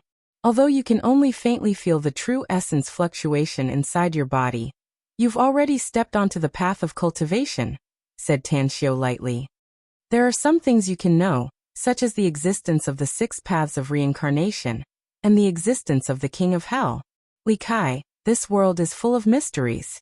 There are only things you can't imagine, but there's nothing that doesn't exist. I need some time to calm down. Li Kai seemed to have lost her soul, as she stiffly walked out of the room. She didn't even look at the fragrant meal again. Ouyang Lulu looked at Li Kai's disappearing back, with a pitiful expression. She then rolled her eyes at Tan Xiao and snappily said, I think you're too cruel to tell her such a thing. Although it's my first time seeing her, I can feel that she's very simple. I've taught her a shallow cultivation technique to increase her lifespan, said Tanxiu calmly. If she's diligent and has a good opportunity, it's possible for her to cultivate to the great ascension stage. However, her state of mind is too poor. She's like a grass under the shelter of a big tree, and it'll be very difficult for her to withstand the wind and rain. She can go further in the future as long as her mind and spirit are transformed. Instead of making her stumble in the future, it's better to be cruel to her now. Unfortunately, Ouyang Lulu understood Tanxiu's intention and asked, "What's a pity?" Tanxiu sighed. "It's a pity that the sins committed by her mother are too heavy. Even if I can temporarily cure her, I'm afraid she won't be able to live for more than 10 years. In addition, I need to use Li Kai's lifespan to extend her life. Therefore, if she lives for another 10 years, Li Kai will live 60 years less." 60 years? Ouyang Lulu's body shook and she couldn't help but suck in a mouthful of cold air. Tanxiu nodded and said, "Li Kai's lifespan should be more than 80 years if she hadn't met me. Li Kai is already in her 20s, so if I treat her now, she will die immediately. That's why I gave her the Essence Longevity Pill and helped her step onto the path of cultivation. If she can be more diligent in the future and has better opportunities, as her cultivation increases, she might be able to live for another 10 or 20 years." Ouyang Lulu abruptly got up from the chair and shook her head desperately. "Aren't you being too cruel to Li Kai, Tanxiu? Why didn't you tell her before?" Tanxiu said, "You don't have to tell her because even if I tell her, she will choose to save her mother without hesitation. Now that she didn't know, she didn't have much burden in her heart. It was good to live like this. Otherwise, she wouldn't be able to withstand the pressure of fate." Ouyang Lulu was silent. She understood that what Tanxiu said was right. Anyone who knew how long they could live would have a heavy burden on their heart and mind. Especially a young girl who only had 10 or 20 years to live. She would be unable to breathe under the pressure. Kai air is so pitiful. Ouyang Lulu faintly sighed. Tanxiu said, "Perhaps this is her destiny or perhaps this is also her opportunity. As for what happens to her in the future, it will depend on her mother." "What do you mean?" Ouyang Lulu was confused. Tanxiu said, "If her mother had died earlier, I could have taken her as my disciple. At that time, even if I had to pay a higher price, I could have made up for her lost lifespan. I can even make her stronger, to the extent that it's not impossible for her to become an immortal in the future." Ouyang Lulu was speechless. She really couldn't say anything about this matter. 10 minutes later, Hu Shaoquan came to the room and saw Tanxiu and Ouyang Lulu having a meal. He curiously asked, "Didn't Kaier come over? Where is she now?" "She went back to rest," said Tanxiu. Hu Shaoquan nodded and walked to the front of Tanxiu. He handed a bank card to Tanxiu and said, "How Zizi originally wanted to see you in person to apologize to you. But I told him that you were tired and had already rested, so he entrusted me to give this to you." "A bank card?" A strange expression appeared on Tanxiu's face. Every time someone offended him, it seemed that the final solution was to compensate him with money.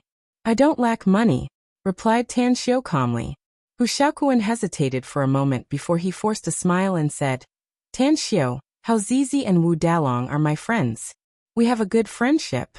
Can you look at my face and not haggle with them? Those brats are actually not bad at heart, it's just that they've been spoiled by their families.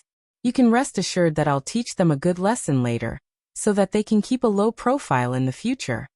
Tanxiu picked up the bank card and asked, "How much money is in it?" Hu Shaoquan secretly sighed in relief and said, 40 million. 10 million for each of them. Tanxiu nodded and said, "Although it's the smallest compensation I've ever received, let's just forget about it. Tell them on my behalf that they don't bring disaster to their families in the future. Otherwise, let alone them, even their families will perish along with them." "I'll definitely tell them." Hu Shaoquan's expression turned solemn. He could tell that Tanxiu's words were not only aimed at Wu Dalong and Hao Zizi, but also at him. Recalling Tanxiu's identity gave him a faint headache. He would have dared to provoke an ordinary person, but Tanxiu was a descendant of a super family. Moreover, he himself was outstanding enough to make anyone's hair stand on end. He really couldn't afford to offend him. Can I discuss something with you, Divine Dr. Tang? Hu Xiaoquan watched as Tan Xiao put away the bank card. Then he took out another bank card from his pocket and silently placed it in front of Tan Xiao. You don't have to give me money to discuss something, do you? Asked Tan Xiao with a strange expression. Don't mention the 49% shares if you really want it. Hu Xiaoquan shook his head and said, I'm not talking about the 49% shares. If you really want it, I would have given it to you even if today's matter didn't happen. What I want to discuss with you is something else. Tell me about it. Tan Xiao pointed to the seat in front of him. Hu Xiaoquan took a seat in front of Tan Xiao and forced a wry smile. Didn't you say that I don't have much time left to live? Do you think you can help me and let me live a little longer? Didn't you say that you don't trust me? Asked Tan Xiao with a strange expression. I'd rather believe it than not. Hu Xiaoquan let out a hollow laugh. You're the famous young divine doctor in the country after all. If what you said is true, then How much is the card? Asked Tan Xiao with a smile. 100 million, said Hu Xiaoquan hurriedly. Tan Xiao gave him a thumbs up and praised. You're really courageous. You even dare to take out 100 million to ask me to help you despite having doubts. All right, I'll take the money and give you a medicinal pill. You'll be safe and sound for at least 10 years after taking it. A medicinal pill? Hu Xiaoquan stared blankly at Tan Xiao with a puzzled look on his face. Tan Xiao threw a life essence pill to him and said, I can tell you that you got a big bargain. But since I've chosen to be a good person, then I'll do it to the end. As long as you take this pill and keep doing good deeds in the following days, you can live for more than 10 years. Furthermore, the more good deeds you do, the longer your lifespan will be. When the good deeds you've done have accumulated to a certain extent, it can even guarantee you to live to a ripe old age. Hu Xiaoquan fiddled with the life essence pill. When he tore the wax paper on the outside, an invisible force suddenly hit the back of his hand, and the life essence pill in his hand instantly shot into his mouth. Just as he was about to spit it out, the life essence pill turned into a surging hot current in his mouth and flowed down his throat into his abdomen. Hu Xiaoquan was scared out of his wits, but he could feel that the surging hot current was not harmful to him at all. On the contrary, as the hot current dispersed and poured into his limbs and 5 organs, his body unexpectedly became very comfortable. Even his spirit was much better than before. A miraculous elixir? Hu Xiaoquan's heart was filled with excitement.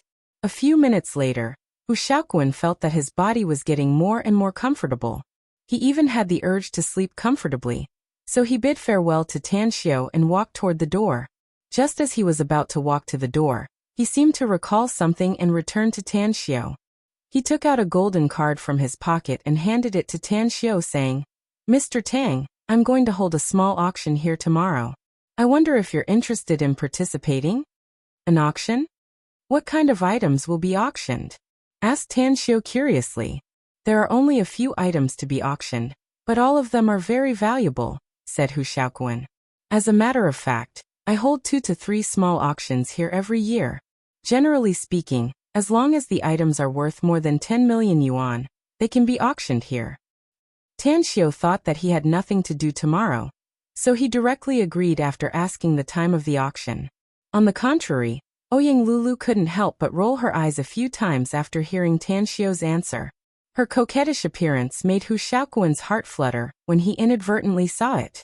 After Hu Xiaoquan left, Ouyang Lulu immediately said, You promised to accompany me for dinner, shopping, and watching a movie tomorrow. Even if it's just eating, shopping, and watching a movie, it won't affect our participation in the auction, Tan Xiao said with a smile. High-level auctions usually have good things.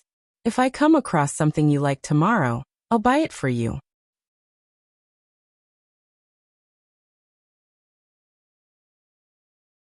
Chapter 1105. The next day, Tan Xiao accompanied Ouyang Lulu to stroll around, eat, go shopping, and watch movies. He didn't feel any discomfort. However, he was now a celebrity and many people remembered him, so he used some special means to change his appearance. For the whole day, Ouyang Lulu, who was like a she-devil in the eyes of others, turned into a cheerful little girl beside Tan Xiao, eating, drinking, and having fun to her heart's content. Evening. Tan Xiao returned to the Blue Starfish Mansion with Ouyang Lulu. It was already early in the morning and night had arrived. The Blue Starfish Mansion, which originally didn't have many guests, had an endless stream of them at this time. Looks like they're all successful people. Tan Xiao's eyes swept over the guests around, and sighed with a faint smile. What successful people? They're just putting on an act. Ouyang Lulu curled her lips. Real successful people are like you. You won't easily show off your wealth even if you have hundreds of millions of wealth. You won't show off even if you have monstrous abilities. You're not like those people who don't know their surname just because they have a bit of money. Tan Xiao couldn't help laughing and said, "You're a bit extreme, Lulu. I know you want to praise me, but you don't have to hit others. In today's world, in this era, the standard for ordinary people to prove their success is money and status. Let's not talk about people all over the world.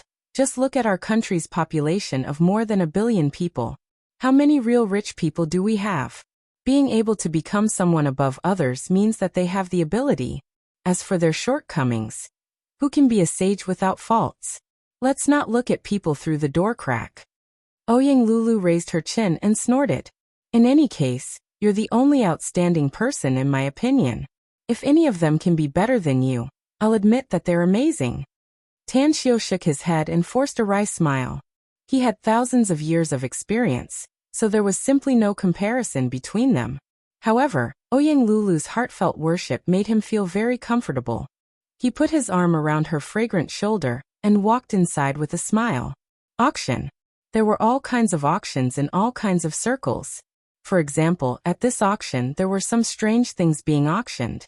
Although some of the things were very precious, most of the people who came to participate were locals of Shanghai. A few of them came from the surrounding cities. Tan Xiao. Under the guidance of the waiter, Tan Xiao and Ouyang Lulu had just arrived at the auction venue when they heard someone calling his name. This made him slightly stunned and secretly surprised. One had to know that his current appearance had been changed. Unless it was someone very close to him, it would be very difficult for anyone to recognize his identity. Gu Changmin. Tan Xiao turned his head in the direction of the sound and saw Gu Changmin and Jin Xingkui walking towards him. However, he was keenly aware that when the two of them saw his appearance, they were slightly stunned. Tan Xiao released Ouyang Lulu's shoulder and smilingly walked over, saying, "Brother Gu, Brother Jin, I didn't expect to bump into you here." "What? Are you also here to snatch the treasure?" Gu Changmin and Jin Xingkui glanced at each other with a strange expression on their faces. Then Gu Changmin asked, "Brother Tang, I thought I called the wrong person when I saw your profile just now, but I thought I called the wrong person when I saw your face. But your appearance. The celebrity effect is too good. So I dressed up a bit to avoid being recognized everywhere." Tan Xiao said with a smile. "You know, I don't like being looked at like a monkey by others." Gu Changmin and Jin Xingkui suddenly understood and smilingly said, "Brother Tang, this old brother really admires your low-key character. Which one of the youngsters these days doesn't want to show off and constantly show off? You, on the other hand, are so low-key that it makes people's hair stand on end." Jin Xingkui laughed. "Brother Tang, you're making a fortune in silence. However, I must say, you're really something, Brother Tang. The project we've established together is almost halfway done. Yet you seem to have never been to the construction site. You don't even go to my company. Isn't it too much to be a hands-off shopkeeper?" "Isn't it because of you, Brother Jin?" Tan Xiao said with a smile. "If it were someone I didn't feel at ease with, I would have reported 3 times a day." Jin Xingkui was very satisfied with Tan Xiao's answer. After laughing, he grinned and said, "Brother Tang, this big brother feels that it's worth it even if it's bitter and tiring. You can rest assured that our project is progressing smoothly. The funds can start to come in half a year at most. You can count the money when the time comes." Tan Xiao gave a thumbs up and praised, "Working with Brother Jin is really a pleasure. How about this? I'll treat you two to a few cups of wine after the auction is over." "Deal. It's a deal." Gu Changmin and Jin Xingkui replied with a smile. Immediately after, some businessmen and bosses in the surrounding Shanghai saw Gu Changmin and Jin Xingkui chatting with Tan Xiu and came to greet them. Tan Xiu didn't want to chat with outsiders, so he found an excuse to leave and casually found a seat with Ouyang Lulu in the auction venue. This kid, he's really... Gu Changmin shook his head and looked at Tan Xiu's back as he left and sighed with a wry smile. Jin Xingkui squinted his eyes and whispered, "Brother Gu, he's always like this. Else, there won't be any place for us to play in this world." "What do you mean?" Gu Changmin stared blankly and asked with a puzzled expression. "Don't you think that if his character becomes more flamboyant, there will be countless business opportunities waiting for him with his ability and identity?" said Jin Xingkui. "Which rich boss doesn't want to cooperate with someone with such an identity and ability like him? I dare say that no matter what industry in Shanghai, as long as Tan Xiu wants to intervene, there will be countless people waving their checkbooks to find him." Gu Changmin nodded without a word and forced a smile. "You're right. Let's not talk about his ability. Just his identity alone will probably make countless people want to circle around him and stuff a lot of money into his pocket. Speaking of this matter, I really admire him now. Just think about it. Which one of those scions of the big families in the imperial capital doesn't rely on their status and background to get dividends from other companies and support those companies? But what about Tan Xiu? None at all. Even if someone sends money to his door, I'm afraid he won't even look at it." "That's right. That's why he's so terrifying." Jin Xingkui sighed. "He doesn't take the initiative to ask for money from others. Even if others take the initiative to send him money, I'm afraid he won't accept it. Yet, by relying on his own ability, he founded the rapidly developing Magnificent Tang Corporation. The amount of money he earns is definitely 100 or even 1,000 times more than those second-generation officials who get dividends from other companies. Speaking of which, Tan Xiu's current wealth has far surpassed ours, right?" Gu Changmin heavily nodded and said, "According to my estimation, the wealth of the Magnificent Tang Corporation alone is probably more than 50 billion yuan. So much." Jin Xingkui's spirit was shaken and disbelief was written all over his face.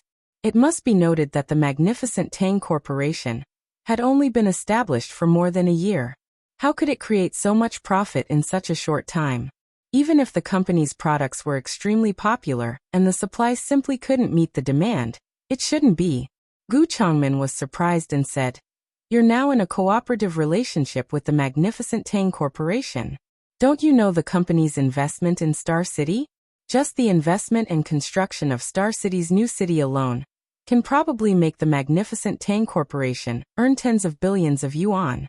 Coupled with the several products of the Magnificent Tang Corporation, the speed of making money is much faster than the bank's money printing machine. I estimate the total assets of the Magnificent Tang Corporation to be more than 50 billion yuan. Yet I still feel that it's too little." Jin Xingkui gave it a thought and still felt that Gu Changmin's words were a bit exaggerated. He had a certain understanding of the products of the Magnificent Tang Corporation. The output of each product was not much. Although the price was very high, the annual profit was probably only 20 to 30 billion yuan. Adding the investment income of Star City, it was still less than 50 billion yuan.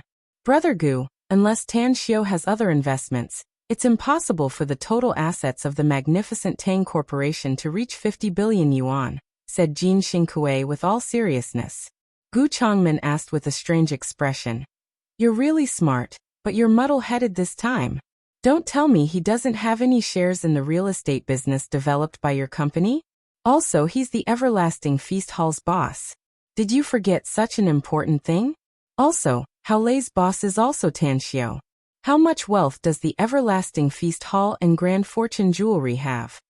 Hiss! After being reminded by Gu Changmin, Jin Xingkui suddenly realized that he had underestimated Tan Xiu's wealth.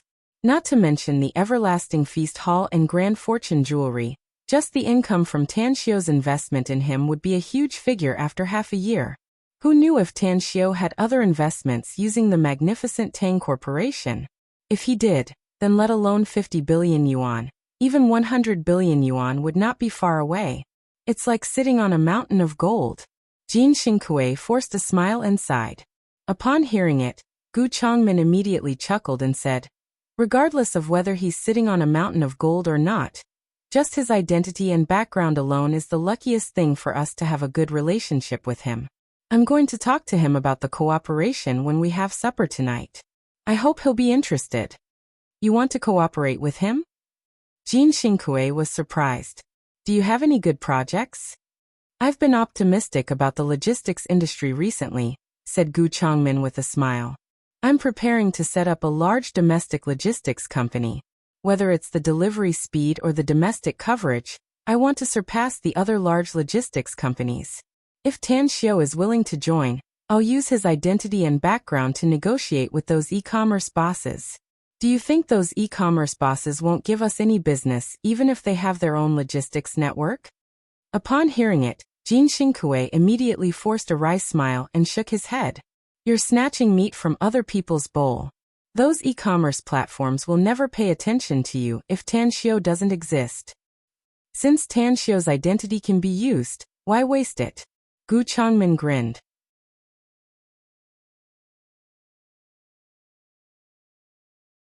Chapter 1106. Tan Xiu was clueless about Gu Changmin's plan. At this moment, he was looking at the guests coming in from the outside, many of whom were familiar faces. This situation made him secretly look forward to the next auction.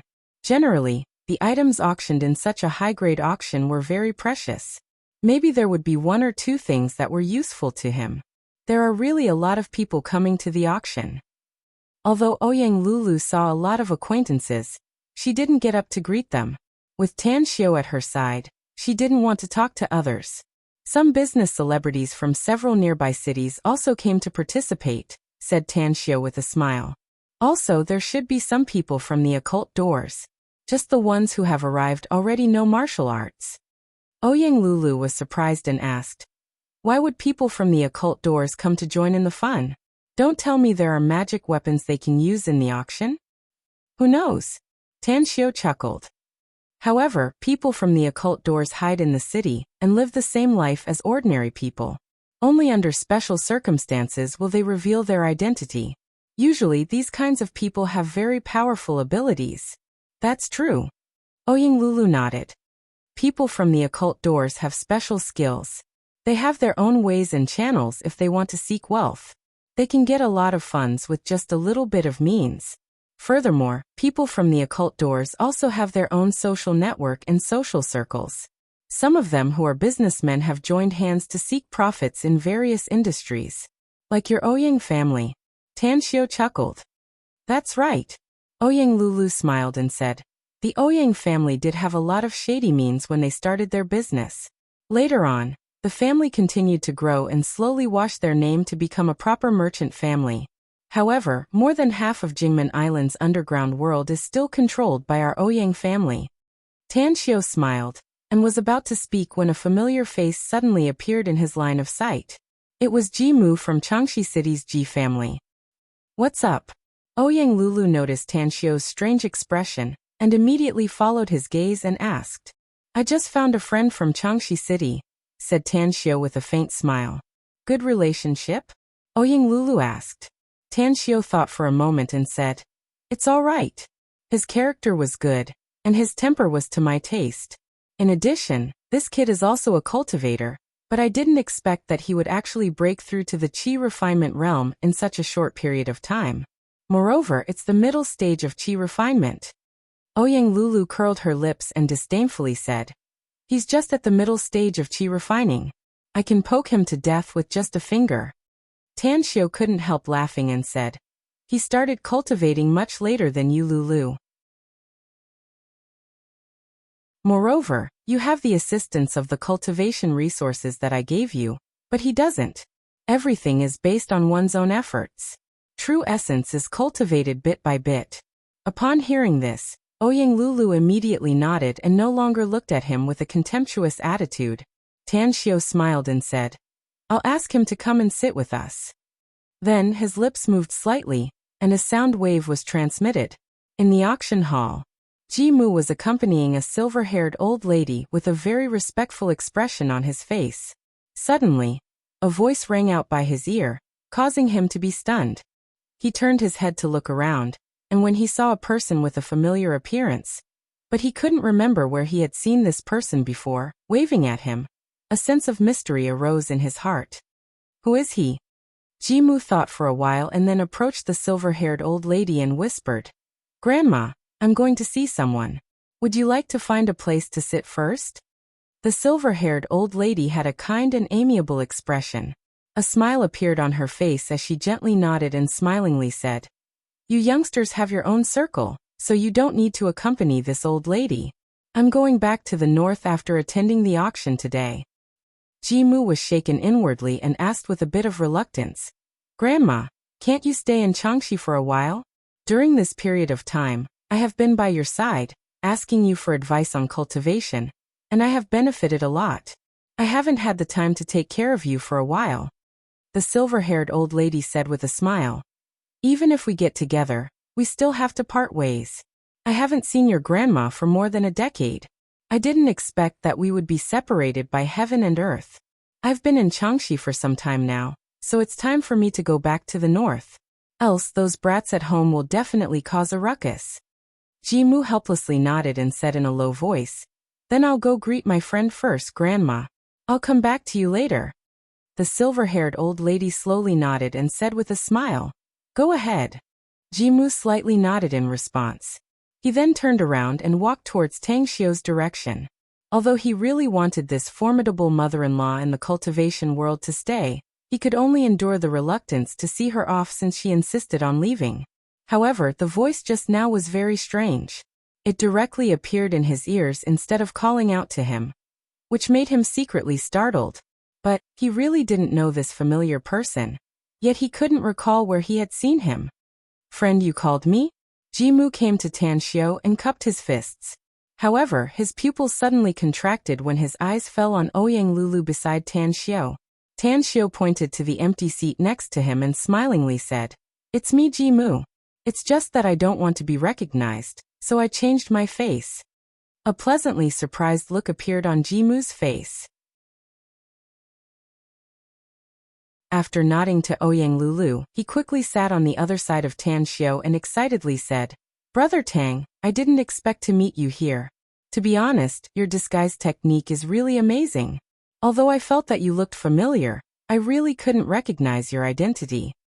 "It's just a small trick," said Tan Xiu with a smile. "But you're pretty good. You actually broke through to the mid-stage of qi refining in such a short time. If my guess is correct, the old lady beside you should have given you a lot of pointers, right?" "Yeah." Jimu nodded. "Grandma Zueying indeed gave me a lot of pointers and benefited me a lot. Not far away." The silver-haired old lady casually found an empty seat and sat down. Her tranquil eyes glanced at Jimu's direction, and was about to retract her gaze when her expression slightly changed all of a sudden. Her eyes then landed on Tan Xiu, who was beside Jimu. "That's," the silver-haired old lady observed with rapt attention. A few seconds later, her body slightly trembled, and a look of ecstasy appeared on her face. Almost without hesitation, she stood up and walked toward Tan Xiu's direction. When she came before Tan Xiu, she ignored Jimu, bowed and said, "Is it really you, Mr. Tang?" Tan Xiu got up and smilingly said, "It seems that you recognized me. Did you just come from the Himalayas?" "I've been here for some time. The war situation there is going smoothly, so I wanted to take advantage of this trip from my home in the north to visit my old sister in Changxi City," said the silver-haired old lady excitedly. "I didn't expect that my old sister had passed away more than a decade ago." "Don't be so formal. Let's sit down and talk," Tan Xiu said with a smile. "All right." Under Jimu's dumbfounded expression, the silver-haired old lady softly asked, "Can I sit in your seat?" Jimu sobered up from his daze and hurriedly gave up his seat, saying, Sure. Please have a seat, Grandma." After the silver-haired old lady took a seat, she said in a soft voice, "Mr. Tang, I thought that it would be very difficult to see you again in this life ever since we parted ways in the Himalayas. Never did I expect that I would bump into you here. Those old geezers would definitely envy me to death if they knew about this." "It's nothing." Tan Xiu waved his hand and said, "We're all fellow Taoists in the cultivation world, so it's very easy to meet each other if you want to. It's just that I didn't expect that you would be together with this Jimu brat. Jimu's grandmother and I are old sisters who grew up together, said the silver-haired old lady. I came to Changxi this time to see her.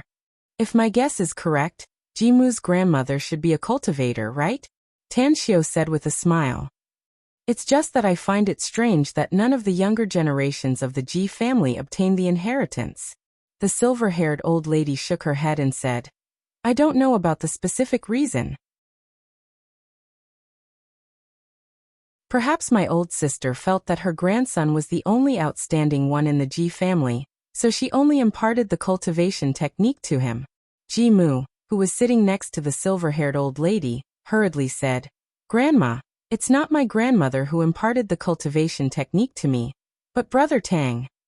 The silver-haired old lady stared blankly and immediately asked in surprise, It's Mr. Tang who imparted the cultivation technique to you? The relationship between the two of you.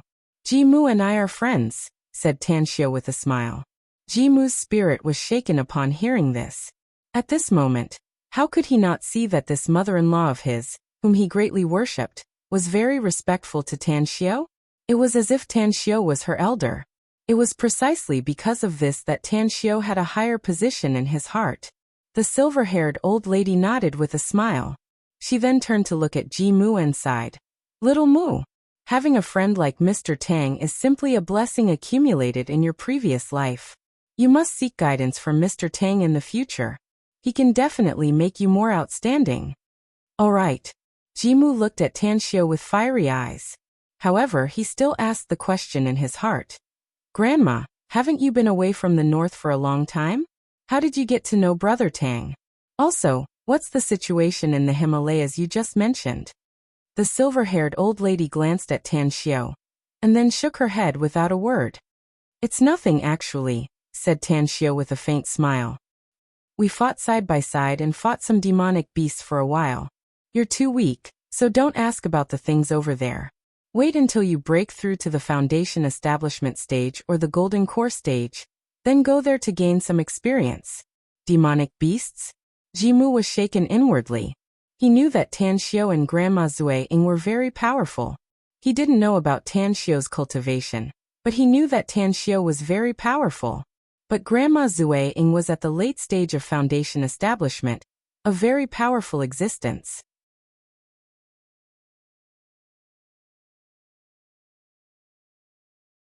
Chapter 1107.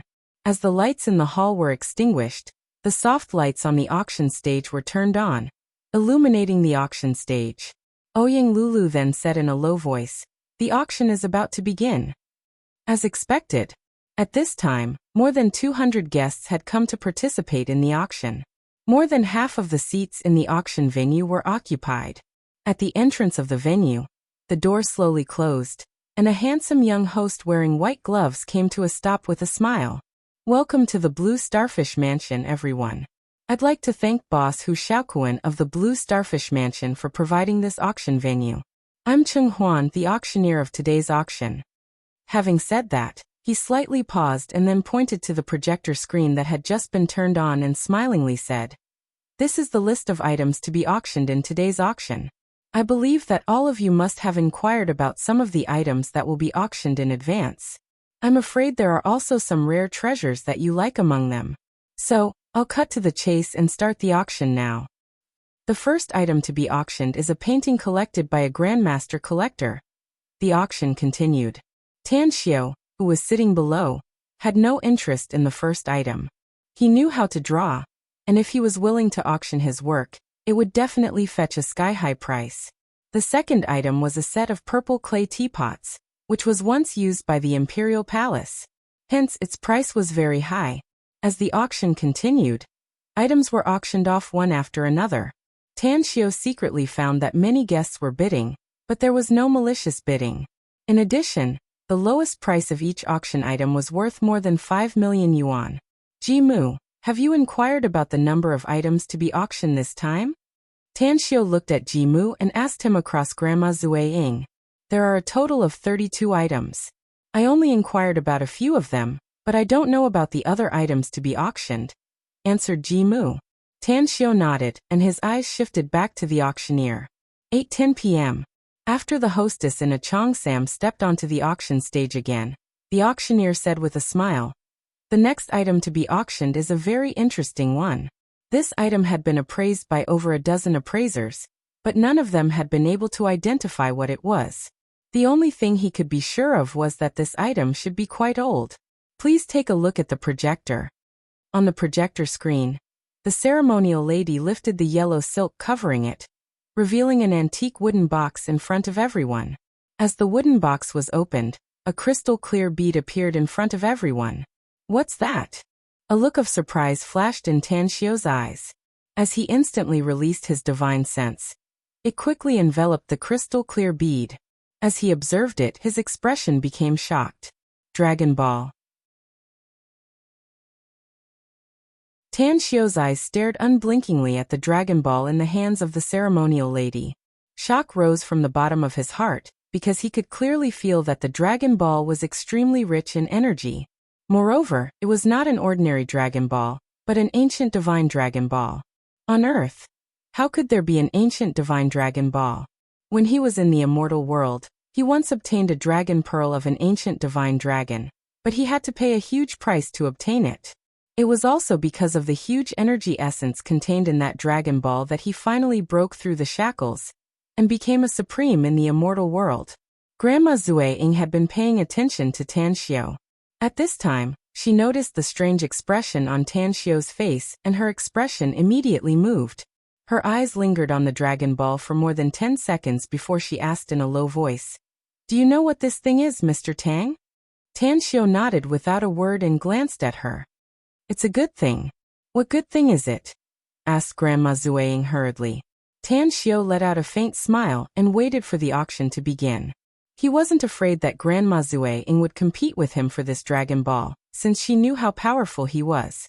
Since she already knew that it was a good thing, he wouldn't be polite to her if she dared to fight for it.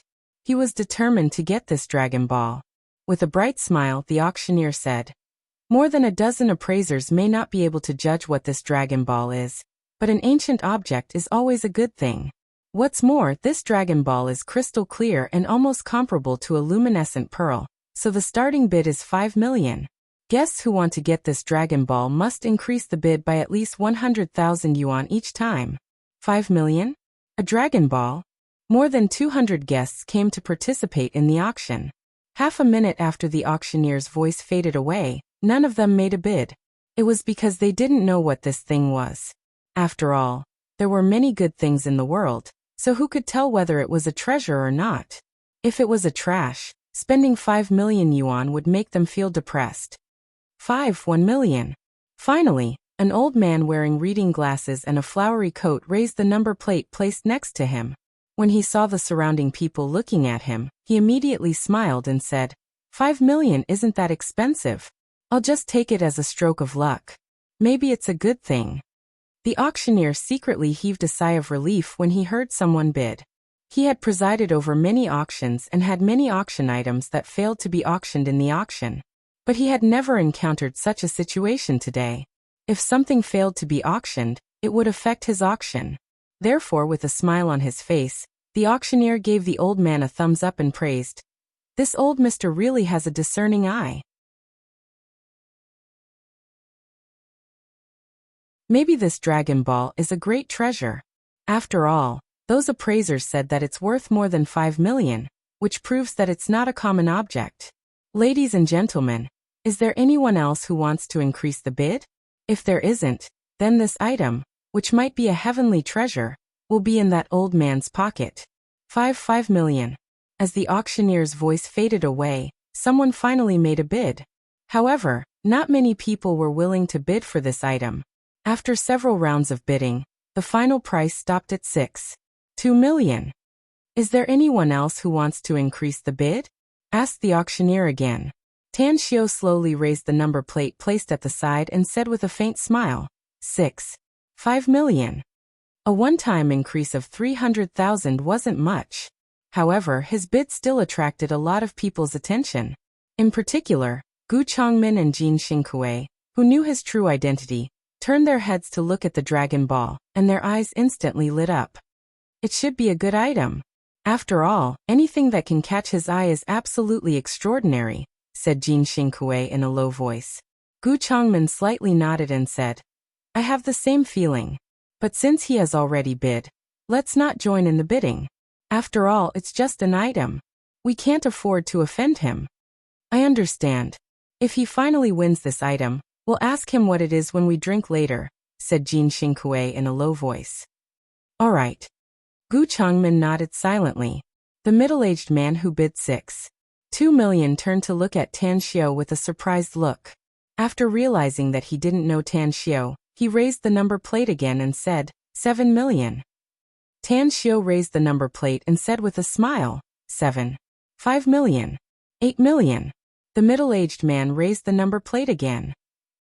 5 million. Tan Xiao also raised his number plate. The middle-aged man hesitated for a moment. He turned to look at Tan Xiao again, and immediately gave up bidding. In the end, the Dragon Ball was won by Tan Xiao at the price of 8.5 million. Tan Xiao also chose to go backstage to collect it, so he returned to his seat 5 or 6 minutes later with the Dragon Ball. At this moment, no one knew how big the surprise in Tan Xiao's heart was. The Dragon Ball of an ancient divine dragon contained a huge amount of energy. Let alone 8.5 million, even if all the money in the banks on Earth were added up, it still wouldn't be as precious as this Dragon Ball. Half an hour later, as the auction came to an end, an item appeared in Tan Xiao's eyes again. When he saw the appearance of the item on the projector and heard the host's speech, a murderous glint flashed in his eyes. It was a frisbee. The high-tech aircraft developed by the magnificent Tang Corp had never been sold to the public except for trading it to the military. But now, a frisbee unexpectedly appeared here in this auction. It made Tan Xiao instantly realize that if it wasn't a problem within the military, then it must be a problem with someone in the magnificent Tang Corporation. I've explained all its energy efficiency clearly. Now I'll announce its base price of 10 million. Each bid must be at least 1 million. The host said with a smile. Wait. Tan Xiao straightly got up from his seat. Under the watchful eyes of the host and more than 200 guests, he strode to the auction stage. His cold eyes swept over the 200 guests and immediately said in a deep voice, This item is very interesting, and I'm determined to get it today. No matter how much you bid, I'll add 1 million to it. However, the host's expression greatly changed and shock could be seen in his eyes. He looked at Tan Xiao's cold expression and hurriedly said, Sir, you must consider it carefully.